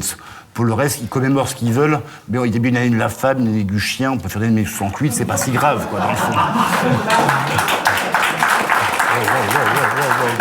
Allez, on va parler de ceux qui ne sont pas nés en 68. Allez, Daoud Bourzala. 68, hein, la liberté, ça semble sans limite. Il n'y a plus d'entrave de l'Église, il n'y a plus d'entrave de l'armée. La liberté de la licence, c'est deux choses différentes. La liberté, c'est une notion noble. Mai 68, c'était la licence. Ça n'a rien à voir. Pour accoucher sur une société de plus en plus puritaine, parce que moi, mai 68, ça donnait les valseuses. Bertrand Blier. Aujourd'hui, on pourrait même plus faire la cage aux folles, quand. Non, on pourrait plus faire un pilote les dans l'avion. Les nouveaux cléricaux, les nouveaux curés, les nouveaux calotins, les nouveaux bigots, c'est les enfants de mai 68. C'était bien la peine de nous faire chier avec le socialisme amène naturellement à couper les couilles des gens. Voilà, le socialisme amène à couper les heureusement, couilles des gens. il reste à Weinstein. À ce compte-là, lui, t'es un vrai 68ard qui s'assume. Mais c'est vrai d'ailleurs. Daoud, vous avez entendu tout cela. Votre point de vue? Mais je pense qu'il faut sauver 68 contre 68, quelque part, contre lui-même. Vous connaissez la chanson du groupe, un fameux groupe de rock qui dit « La République des bâtards est née du sang des communards ». Le règne des 68ards, la Cohn-Bendit, finalement, est né aussi de la mort d'une certaine utopie de 68, puisque 68, vous l'avez dit, c'est non seulement le mouvement estudiantien, donc la face émergée de l'iceberg, le 22 mars, avec la mixité dans les dortoirs à notaire, Cohn-Bendit, etc. Voilà ce que les gens qui n'ont rien lu, notamment à droite, connaissent de 68. Mais il y a aussi le 68 communiste stalinien, un peu à la remorque du mouvement.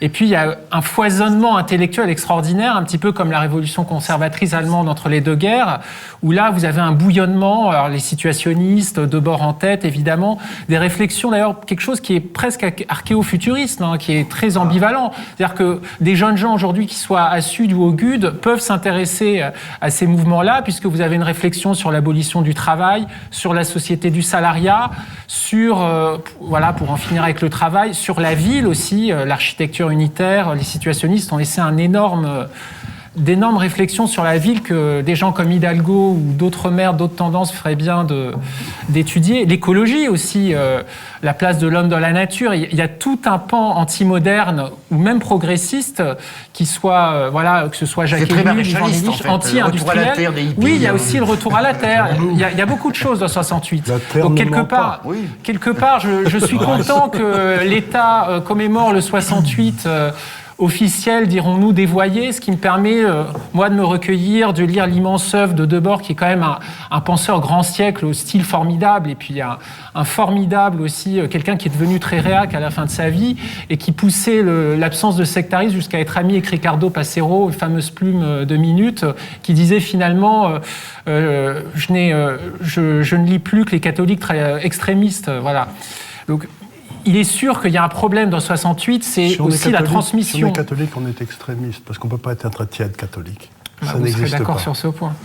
Ça n'existe pas. Un tiède catholique, si vous voulez, le Christ vous disait « je hais les tièdes ». Oui, je vomis.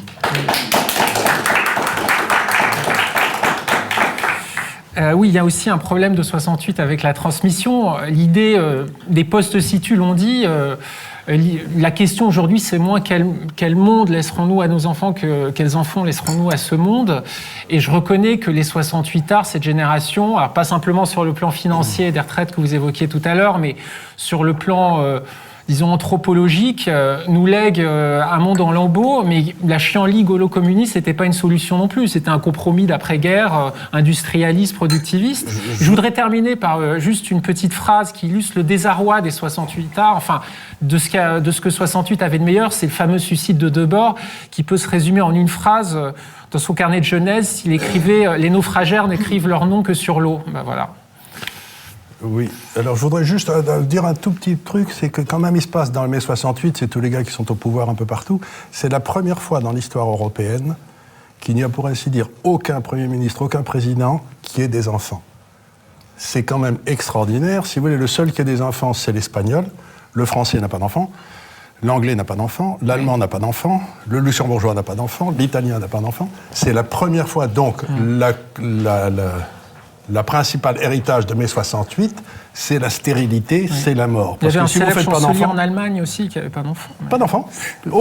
Aucun des dirigeants européens n'a d'enfants. C'est quand même un phénomène extraordinaire. Oui.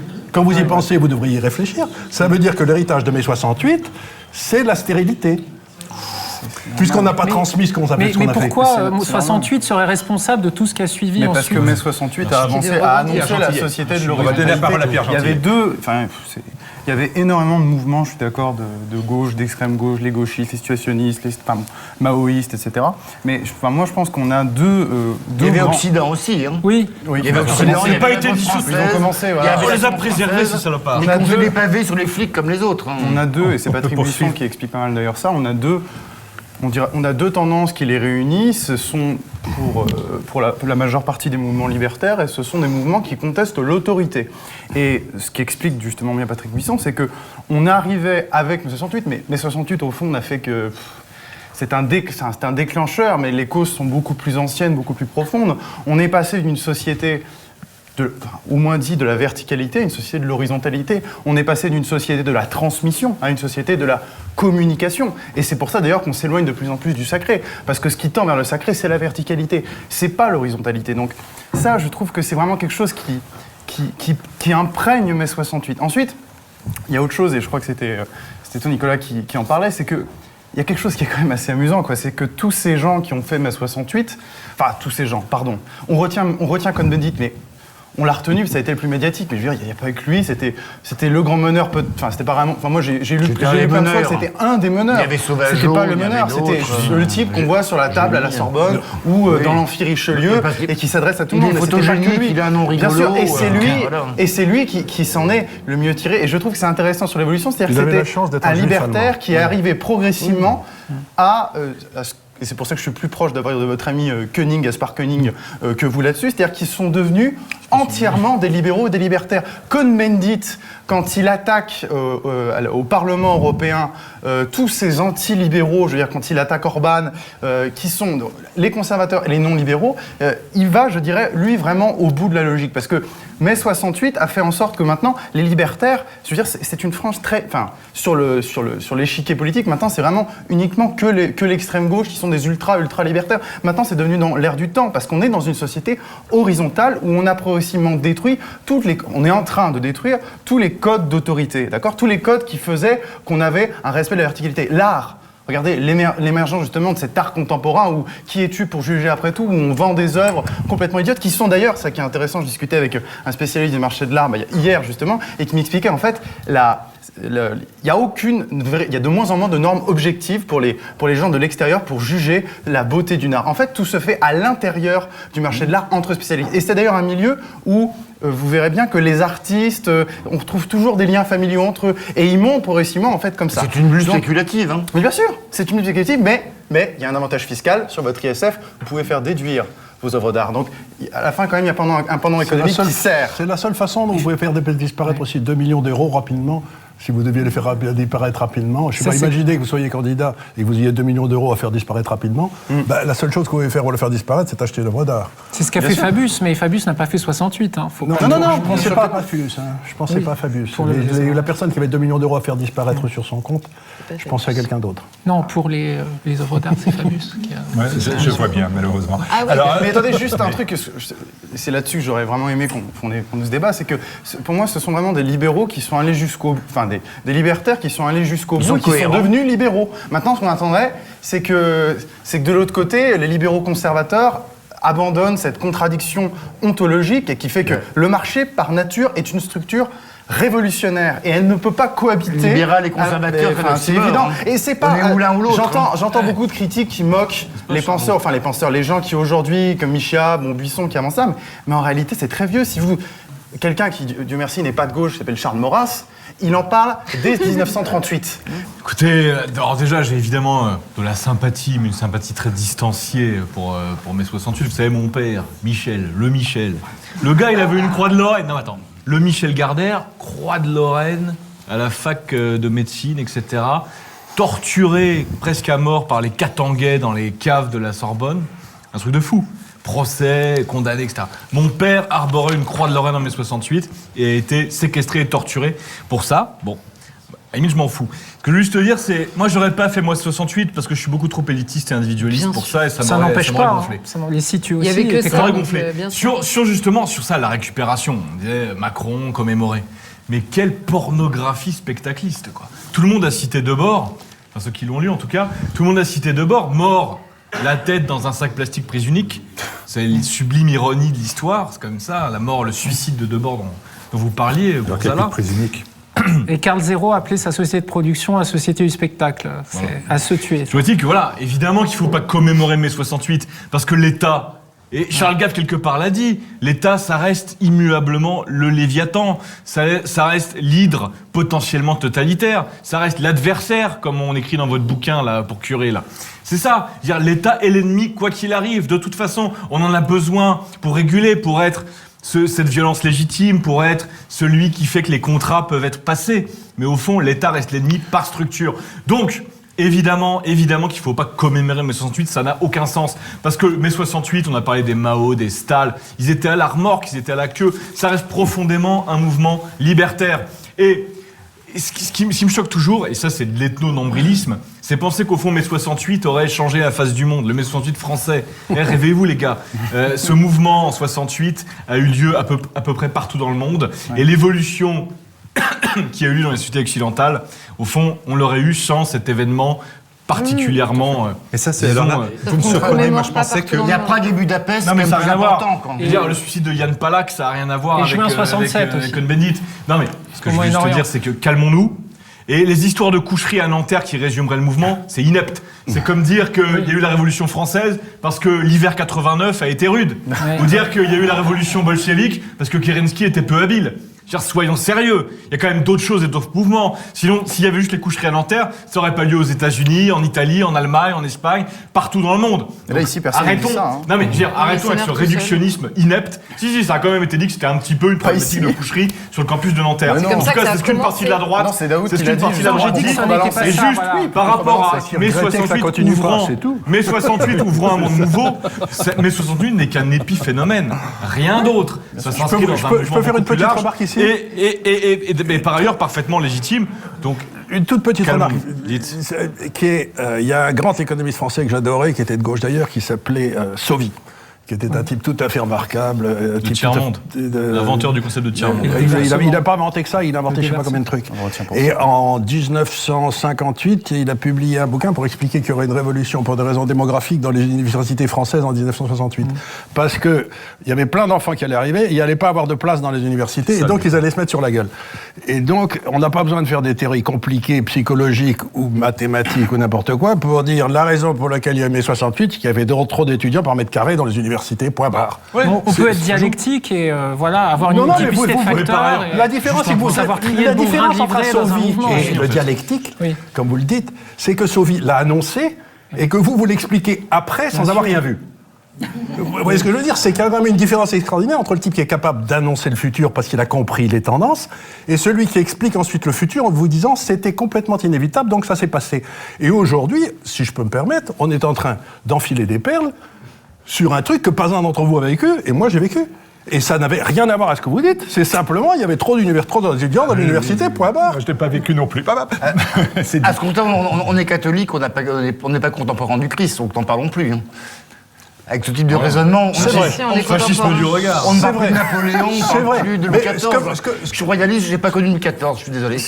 J'étais trop petit. Non, c'est pas tout à fait exact. Je un peu plus tôt. Si je peux me permettre, le Christ, vous pouvez le connaître. Il suffit de le lire. Enfin, Louis XIV, on peut la Versailles. Il a écrit les bouquins, Jésus a écrit les bouquins, j'en ai pas souvenir. Enfin, moi, je sais pas, j'ai lu des trucs. Vous lisez les 60 pages dans lesquelles il y a les paroles du Christ et vous le reconnaissez. Si vous n'avez jamais écrit un livre, vous reconnaissez quelqu'un à son style. Et la façon dont le Christ parle est totalement unique. Mais totalement invraisemblable. Personne n'a jamais écrit comme lui. Depuis Barrès et Maurras, comme il n'y a finalement rien eu d'intelligent qui a été écrit à droite, vous avez tendance à prendre n'importe quel imbécile pas de droite avant. qui nous produit des analyses recrues, comme l'autre là, Guénaud, une sorte de vieille baderne lumpenmichienne, parce que c'est ça concrètement. Ça n'est rien d'autre. Je veux dire, Guénaud c'est un imbécile. Je veux dire, j'ai lu son interview dans Atlantico, justement sur le sujet, mais qu'est-ce qu'on en a à foutre? Qu'est-ce que ça peut faire? C'est pas parce qu'un mec, un politique de droite, émet quelques opinions qui ont été lues, qui ont été répétées, qui sont vraiment d'un intérêt mais complètement nul, qu'on doit l'imposer comme quelque chose d'important. C'est qui Guénaud? Qu'on parle du président de la République parce qu'il est président de la République, mais qu'on parle de Guénaud qui n'est personne et qui nous sort des analyses, mais qu'on a lu 1000 fois. Toute la pensée de droite depuis mai 68 nous dit exactement la même chose. Nicolas, il est quand même parti de rien pour arriver nulle part. Bravo Henri Guénaud, bravo de Bourzala. Il était fils de concierge, qui était pas mal. Voilà, mais et alors c'est quoi cette pensée de patron, franchement? Il est fils de concierge, donc on doit lui pardonner d'être un con? C'est ça le propos? Non. C'est un con, peu importe si c'est fils de bourgeois ou fils de concierge, c'est un con, point barre. Je trouve que vous avez une capacité remarquable à dire que les autres sont des cons. Oui. Non, Moi, j'ai pas dit que vous étiez un con.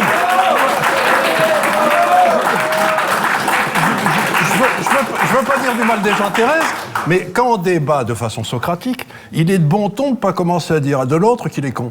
Parce que ça limite le débat, quoi. Il est pas là, Guénaud. Non, mais quand vous dites... Non, mais c'est encore mieux. Il est pas là. Donc vous insultez quelqu'un qui n'est pas là. Oui, Ce qui n'est pas non plus très heureux. Punir. Non, mais encore une fois, si vous voulez, quand vous parlez des gens, parlez de façon honorable. Oui, professeur.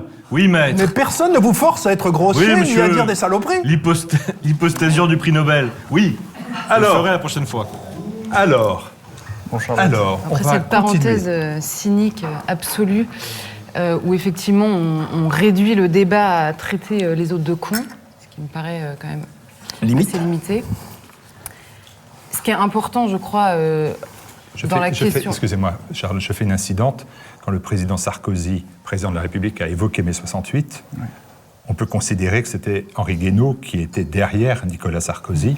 Et donc, la pensée d'Henri Guénaud a été portée par le président de la République en titre. Qu'est-ce qu'il avait dit Ça donne donc une importance Mais c'est surtout... à Guénaud.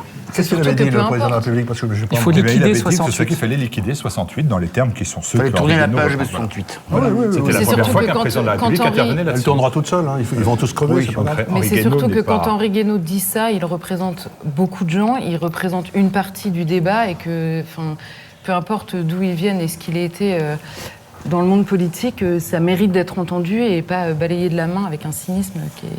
On est des enfants de mai 68, bien sûr. Il y a une partie des enfants de mai 68 qui en souffrent, évidemment. Mai 68, aujourd'hui, on peut disserter... Franchement, on est tous ici en train de dire en permanence les élites sont coupées du peuple, on est coupé des problématiques, etc. On a un débat sur mai 68 qui est à 40 000 lieues du débat de la commémoration aujourd'hui. Emmanuel Macron, quand il veut commémorer mai 68, c'est en réponse à ce qu'il appelle les passions tristes, et qui il accuse d'agiter des passions tristes dans la société, c'est Zemmour, Finkielkraut, Onfray, Buisson, tous ces gens-là. C'est-à-dire que il veut célébrer précisément, commémorer dans mai 68, le libertarisme. Donc après, on peut disserter infiniment sur ce qu'était mai 68, peu importe. Pourquoi on veut le commémorer? Et pourquoi on veut le commémorer? Pardon d'être une pauvre conne de droite qui n'a rien compris à mai 68, pardon, hein. Mais c'est quand même ce qui reste aujourd'hui dans la société, c'est ce qui reste des gens qui portent politiquement et médiatiquement mai 68, c'est exactement ça. C'est-à-dire qu'on peut moquer à l'infini l'origine de mai 68 en disant effectivement à Nanterre, c'est les dortoirs de Nanterre qui voulaient être mixtes, etc. Peut-être que c'est anecdotique dans le mouvement à ce moment-là, mais des années après, ça n'est plus anecdotique, parce que c'est ça qui est revendiqué quand on parle de mai 68. Et il se trouve qu'à l'époque, bien sûr que ce qu'on retient aujourd'hui, c'est effectivement d'avoir cassé l'autorité d'une part, et la liberté sexuelle, enfin, je ne sais pas comment on appelle ça. Ce que moi je retiens cette semaine, c'est qu'on veut à la fois commémorer mai 68, où, de fait, sur tous les plateaux de télévision qu'on en parlait, cette histoire de dortoir de Nanterre a quand même été évoquée, que ce soit à gauche ou à droite, que ce soit par les défenseurs ou par les contradicteurs de mai 68. Donc c'est quand même quelque chose que les gens retiennent. Et on a voulu mélanger l'homme et la femme en disant on va les libérer, et qu'au moment où on veut les commémorer, on est dans cette polémique de balance ton porc, où on a les mêmes féministes qui se revendiquent héritières de mai 68, qui nous expliquent qu'on en est arrivé à un moment où c'est la guerre des sexes. La schizophrénie de mai 68 atteint son paroxysme au moment où Emmanuel Macron dit effectivement l'État va commémorer mai 68, alors que mai 68 se prétendait justement en réaction à l'État. Et je pense que c'est ça qui est intéressant dans ce mouvement, et c'est pour ça que non, moi j'irai pas jusqu'à dire oui on va commémorer mai 68 parce que il y a une défaite dans mai 68. Je crois que c'est beaucoup plus profond que ça. En tout cas, j'en souffre beaucoup plus que ça pour le prendre aussi légèrement. Hein, c'est pas une accusation, mais je crois aujourd'hui que mai 68 nous avait promis le bonheur comme le progressisme nous promettait le bonheur, qu'on a une génération qui arrive derrière où il y a un taux de suicide incroyable, tout le monde est sous Prozac et le bonheur n'est pas au rendez-vous. C'est ça la vérité. Et donc aujourd'hui, commémorer mai 68 sur les points que précisément moi je récuse, c'est hors de question, quoi. Donc, je crois que là, on a eu une discussion qui n'était pas sur le point qu'Emmanuel Macron, sur lequel il s'appuie pour commémorer mai 68. C'est bien ce que vous avez dit. Je suis tout à fait d'accord. Vas-y Manu, sois rebelle, défonce cette bagnole de capitaliste, dit Cohn-Bendit. Mais c'est ma voiture, répond Macron. Mai 68 et bistrot liberté. Alors là, Charles, le gars, vous êtes croqué par Ignace, moi aussi, et c'est jamais très tendre. On est moyennement révolutionnaire, on est plutôt pastis and love. Voilà, alors oui, que voilà, bon, ça aurait fait moins de dégâts. Hein. Oui. Bravo. Cohn-Bendit exulte, c'est sympa un président qui s'intéresse à la révolte des jeunes. Voilà, on se retrouve tout de suite pour le 3e sujet que je vous propose de découvrir à l'instant. Les migrants réveillent-ils les identités européennes ? L'Autriche vient de mettre au pouvoir le conservateur Kurz, qui envisage une alliance avec la droite nationale, le FPÖ. Après la Hongrie, la Slovaquie, la Pologne et la République tchèque, le peuple autrichien refuse une immigration incontrôlée qui s'illustre par l'arrivée massive de migrants. Les 2 millions de migrants arrivés en Europe en moins de 2 ans ont-ils servi de détonateur pour le réveil des identités au cœur des nations européennes ? Bonne question. Charles Gave, votre avis sur cette question? Ça me paraît typiquement la question non sequitur. Je veux dire par là qu'on vous met en première partie les migrants et en deuxième le réveil des nations européennes.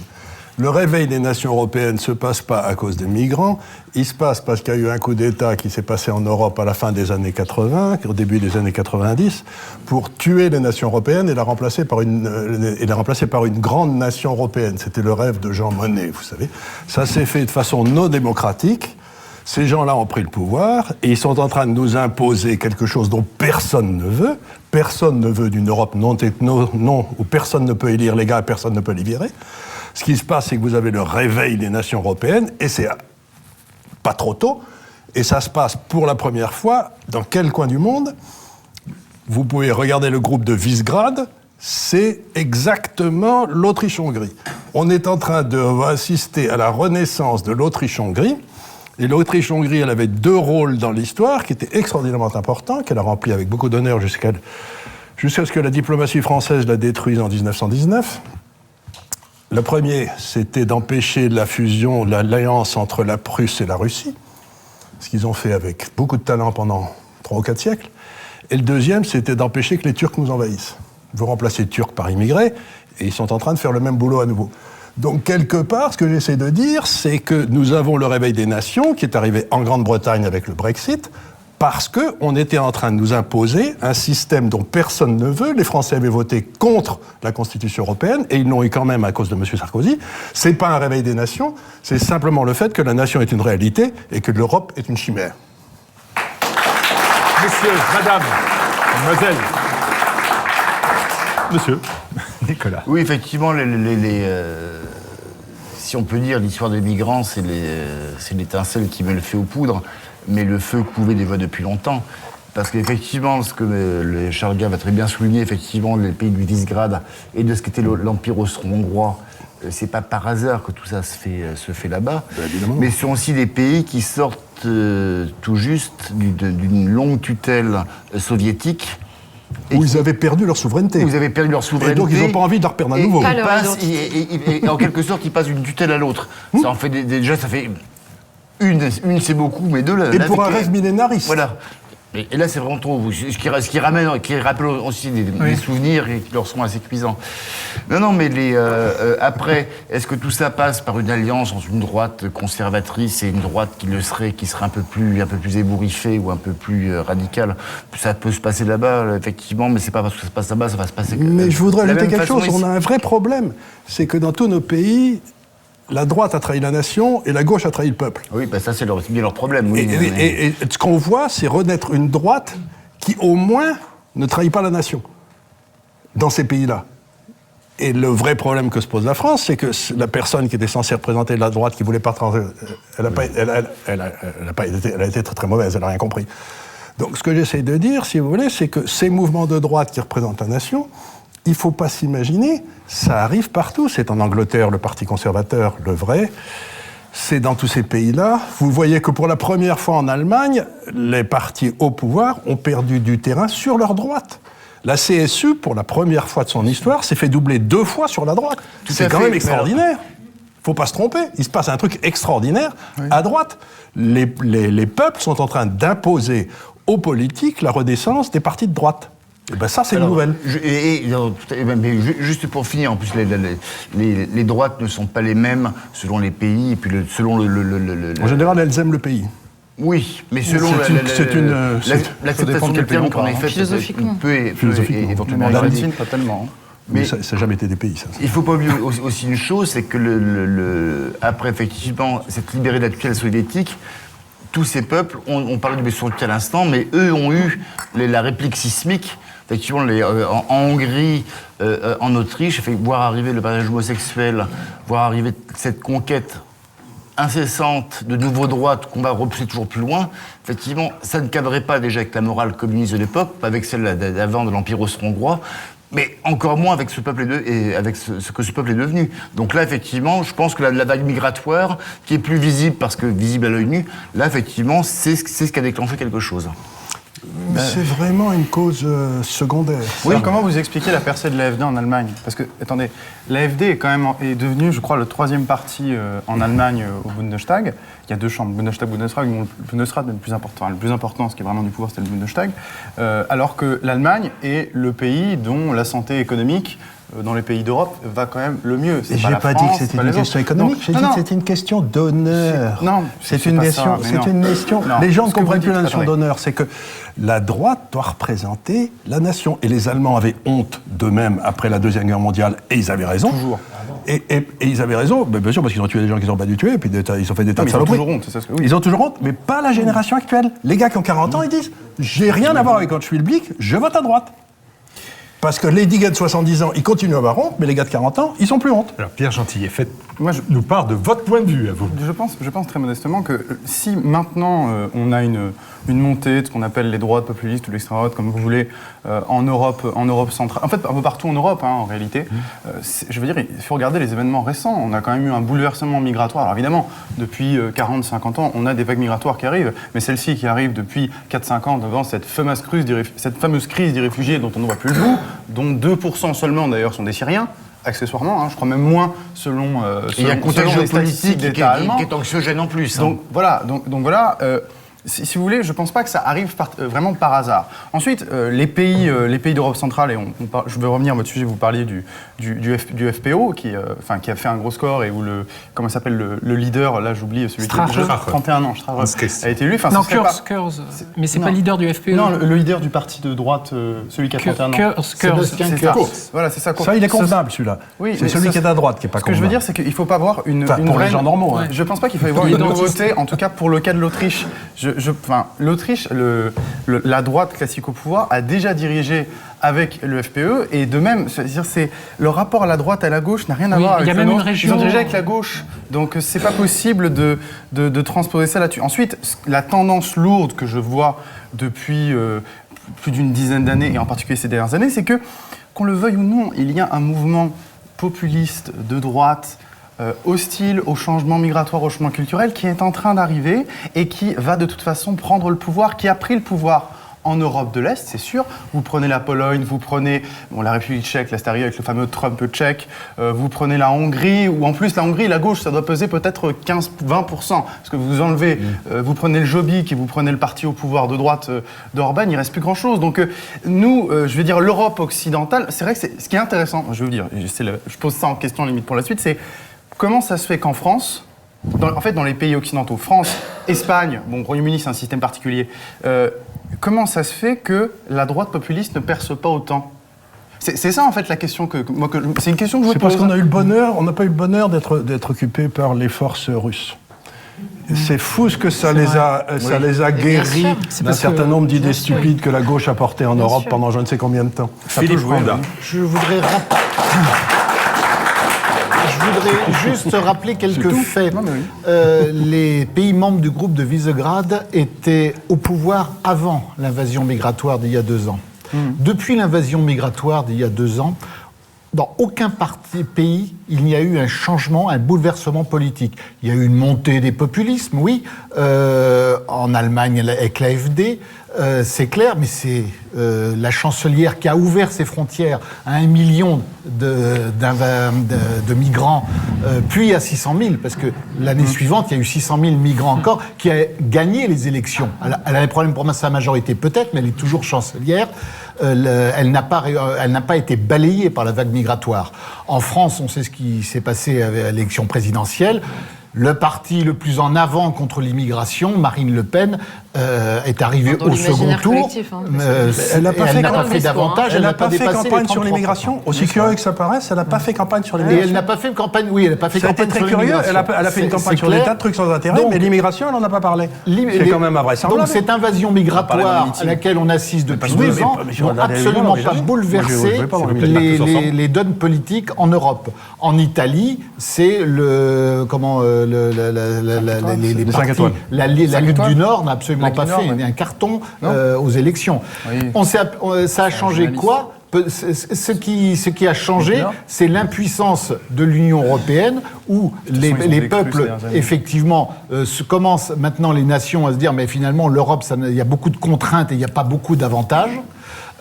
Et ça aboutit beaucoup plus qu'à la victoire des populistes, ça aboutit à des élans, on ne sait pas encore ce que ça va donner, d'indépendance.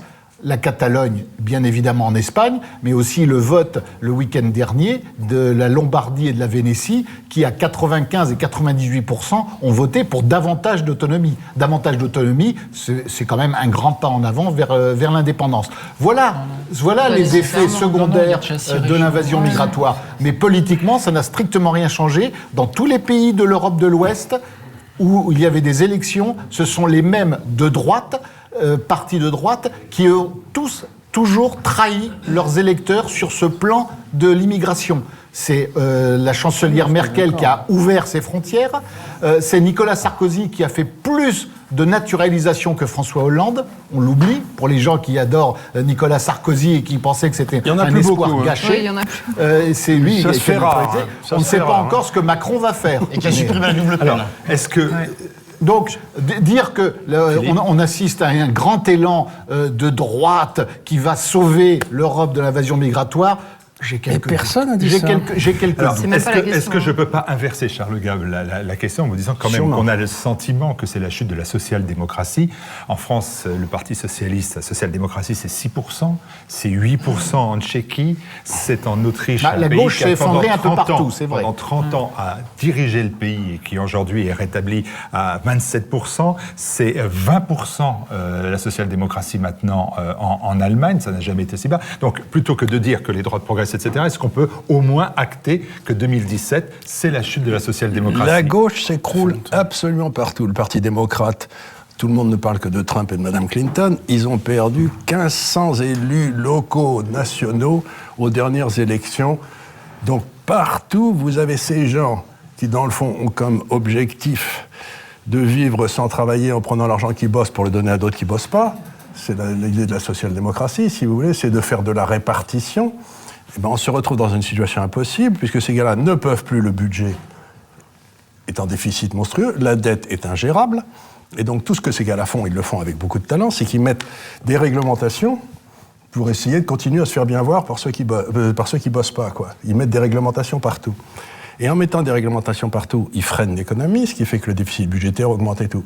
Et ce qui se passe aujourd'hui, c'est que les peuples en ont marre de la social-démocratie. En Angleterre, qui a été la mère de toutes les démocraties, vous avez eu le Parti libéral et le Parti conservateur. Le Parti libéral a été remplacé au début du XXe par le Parti travailliste. Et la question, c'était les forces de gauche dues à ces structures pyramidales dont je vous parlais. C'était la chose normale d'avoir un parti socialiste. Mais à partir du moment où vous passez dans des structures horizontales, le Parti socialiste n'a plus aucune raison d'exister. Il ne représente plus rien ni plus personne, et certainement pas les travailleurs. Donc la question qu'on doit se poser tous, c'est qu'est-ce qui va remplacer la gauche dans l'échiquier politique ? On sait la droite qui va venir, c'est le retour à la nation, à l'État, au truc habituel. Qu'est-ce qui va remplacer la gauche? Je n'ai pas la moindre idée. C'est Corbyn.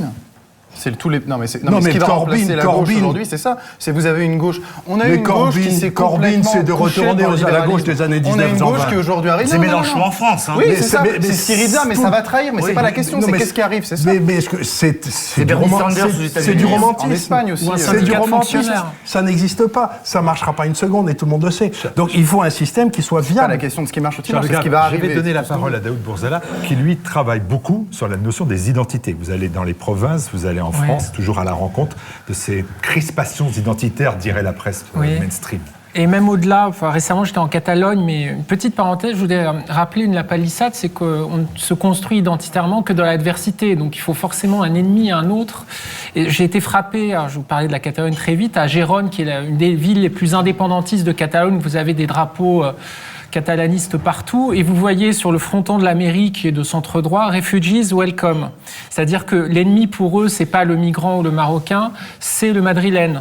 Et comme vous, je me pose des questions. Pourquoi aujourd'hui, en Europe, pour parler comme Mitterrand, les migrants sont à l'ouest et les populistes sont à l'est Et je pense qu'il ne faut pas se bercer d'illusions sur la reconstitution de l'Autriche-Hongrie. C'est-à-dire qu'aujourd'hui, tous ces peuples qui ne veulent pas d'immigration, d'accord, le migrant, ça rappelle l'envahisseur ottoman, très bien, ils ne veulent pas d'islam, mais ça n'empêche... Les Hongrois ont été sous la botte de l'islam pendant 300 ans. Bien sûr, bien sûr. Donc, si vous voulez, ils connaissent l'islam.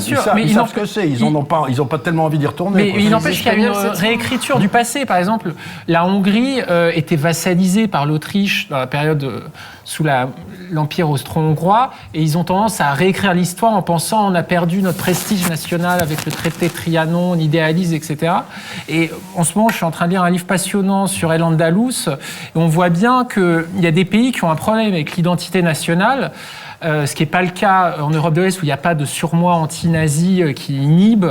Et par exemple en Espagne, depuis la chute de Franco, on voit bien que la démocratie ne suffit pas à créer une fierté nationale espagnole. Et du coup, on se replie sur des identités des nations réelles, comme la Catalogne, et on se réinvente un passé fantasmatique comme en Andalousie, où on invente un paradis perdu de l'âge d'or multiculturaliste, où il y avait les 3 religions en bonne entente, voilà un paradis perdu, alors qu'en fait pas du tout. C'était une guerre de religion sur 7 siècles, des persécutions des deux côtés, etc. Voilà. Donc je pense que s'il n'y avait pas de migrants, et Dieu sait que c'est un problème... de toute façon, c'est un problème qui ne va pas durer, puisque si vous voulez, aujourd'hui, l'Espagne, le taux de fertilité des femmes est d'1,3.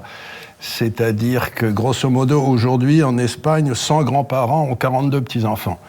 Pour vous donner une idée du désastre. Acheter de l'immobilier en Espagne, ça me semble une excellente idée. Il va y en avoir plein de libres bientôt, quoi. Donc, ce que j'essaie... plein de libres déjà. Il y en a déjà plein de libres. Donc, ce que je veux dire, si vous voulez, c'est qu'à partir du moment où une société ne se renouvelle pas, ce qui est le cas des sociétés européennes aujourd'hui... Des Allemands, surtout. Des Allemands, des Français, des Anglais, tout le monde... Mais on ne peut pas le résumer de manière arithmétique, sans quoi on donne raison à Merkel et il faudrait plusieurs colonnes pour non, mais ce qui m'intéresse, si vous voulez, c'est que, grosso modo, si vous faites un calcul, ce que j'ai essayé de faire dans un journal, qui a été repris d'ailleurs par Causeur... Oui. J'avais fait un petit calcul en disant, si vous faites un calcul avec 3 variables, vous dites, il y a 10% de musulmans en France, les femmes françaises ont le même taux de fertilité que les autres en Europe, c'est-à-dire 1,4, et les femmes musulmanes ont 3,5 ou 4, à ce moment-là, dans 40 ans, il y aura plus de naissances musulmanes en France que de naissances françaises. C'est mathématique, c'est pas je ne parle pas de jugement de valeur, je dis c'est une réalité. À partir du moment où il y aura plus de 50% de naissances musulmanes en France, à ce moment-là, le pays va changer. Ça ne sera plus le même. Donc on est en train de discuter sur comment maintenir le roman national qui n'intéressera plus que personne dans 20 ans. Donc ce que je veux dire, c'est intéressant ces discussions, mais ça n'a aucun objet. On s'inscrit, si vous voulez, on discute du sexe des anges à Constantinople pendant que les garçons... Si seulement. Oui. C'est quand même plus classe. Hein. On dénie le sexe des anges. C'est vrai, c'était rigolo. Ça. Vous avez la parole, continuez. Non, mais moi, je constate, puisqu'il faut bien un objet quand même à cette discussion, que la réalité est qu'effectivement l'Europe de l'Est ne se comporte pas du tout de la même manière que l'Europe de l'Ouest, que vous l'avez dit, cette droite était au pouvoir en Europe de l'Est avant même la question de la crise migratoire. Je crois que... Il suffit de relire Solzhenitsyn pour comprendre ce qui se passe à l'Est. C'est-à-dire que Solzhenitsyn fuit l'URSS, arrive à l'Ouest et constate ce qui est en train de naître, de fleurir on va dire, à l'Ouest, et dit, mais en fait, c'est pire, il y a un déclin de l'intelligence qui est pire encore à l'Ouest que ça n'a été à l'Est. Pourquoi, en fait? Pas tellement parce que c'est pire dans les faits ou dans ce qui est vécu ou subi, simplement parce que c'est moins clair, c'est beaucoup plus pervers à l'Ouest que ça ne l'a jamais été en URSS, et que si les ex-pays de l'Union soviétique ont perdu leur souveraineté, ils n'ont en revanche, et c'est ce que disait Solzhenitsyn, jamais perdu leur identité qui a été transmise par les grands-mères, alors peut-être dans des cas, peut-être au risque de leur vie, mais en fait ça maintient en vie aussi. Et donc à la chute de l'URSS, ces identités ont été cultivées à ce moment-là. Nous, à l'inverse, quand on a voulu sauver notre souveraineté, parce que effectivement, avec les histoires aussi qu'ont eu nos pays, que ce soit en Espagne, en Allemagne, etc., il y avait une telle culpabilité qu'il était encore possible de vouloir défendre une souveraineté quand l'identité était le mot absolument interdit, en fait.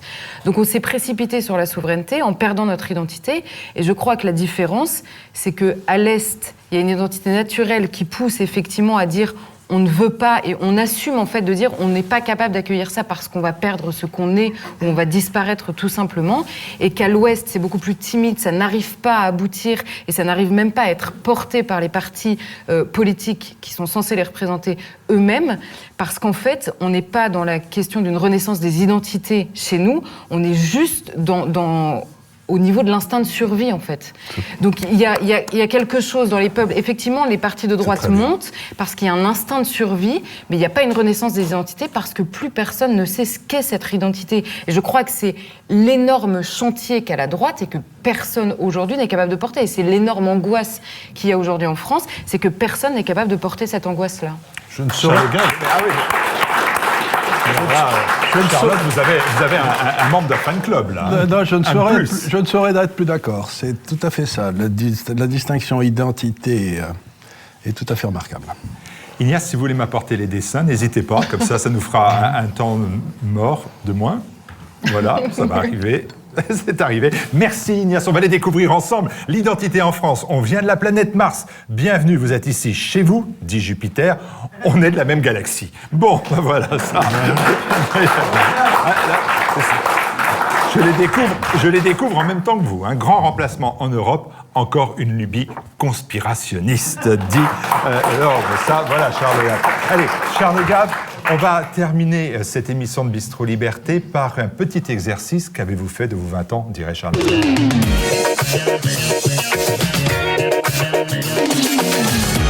Quand on a 20 ans, on refait le monde. Les événements vous forgent une opinion et vous marquent à jamais.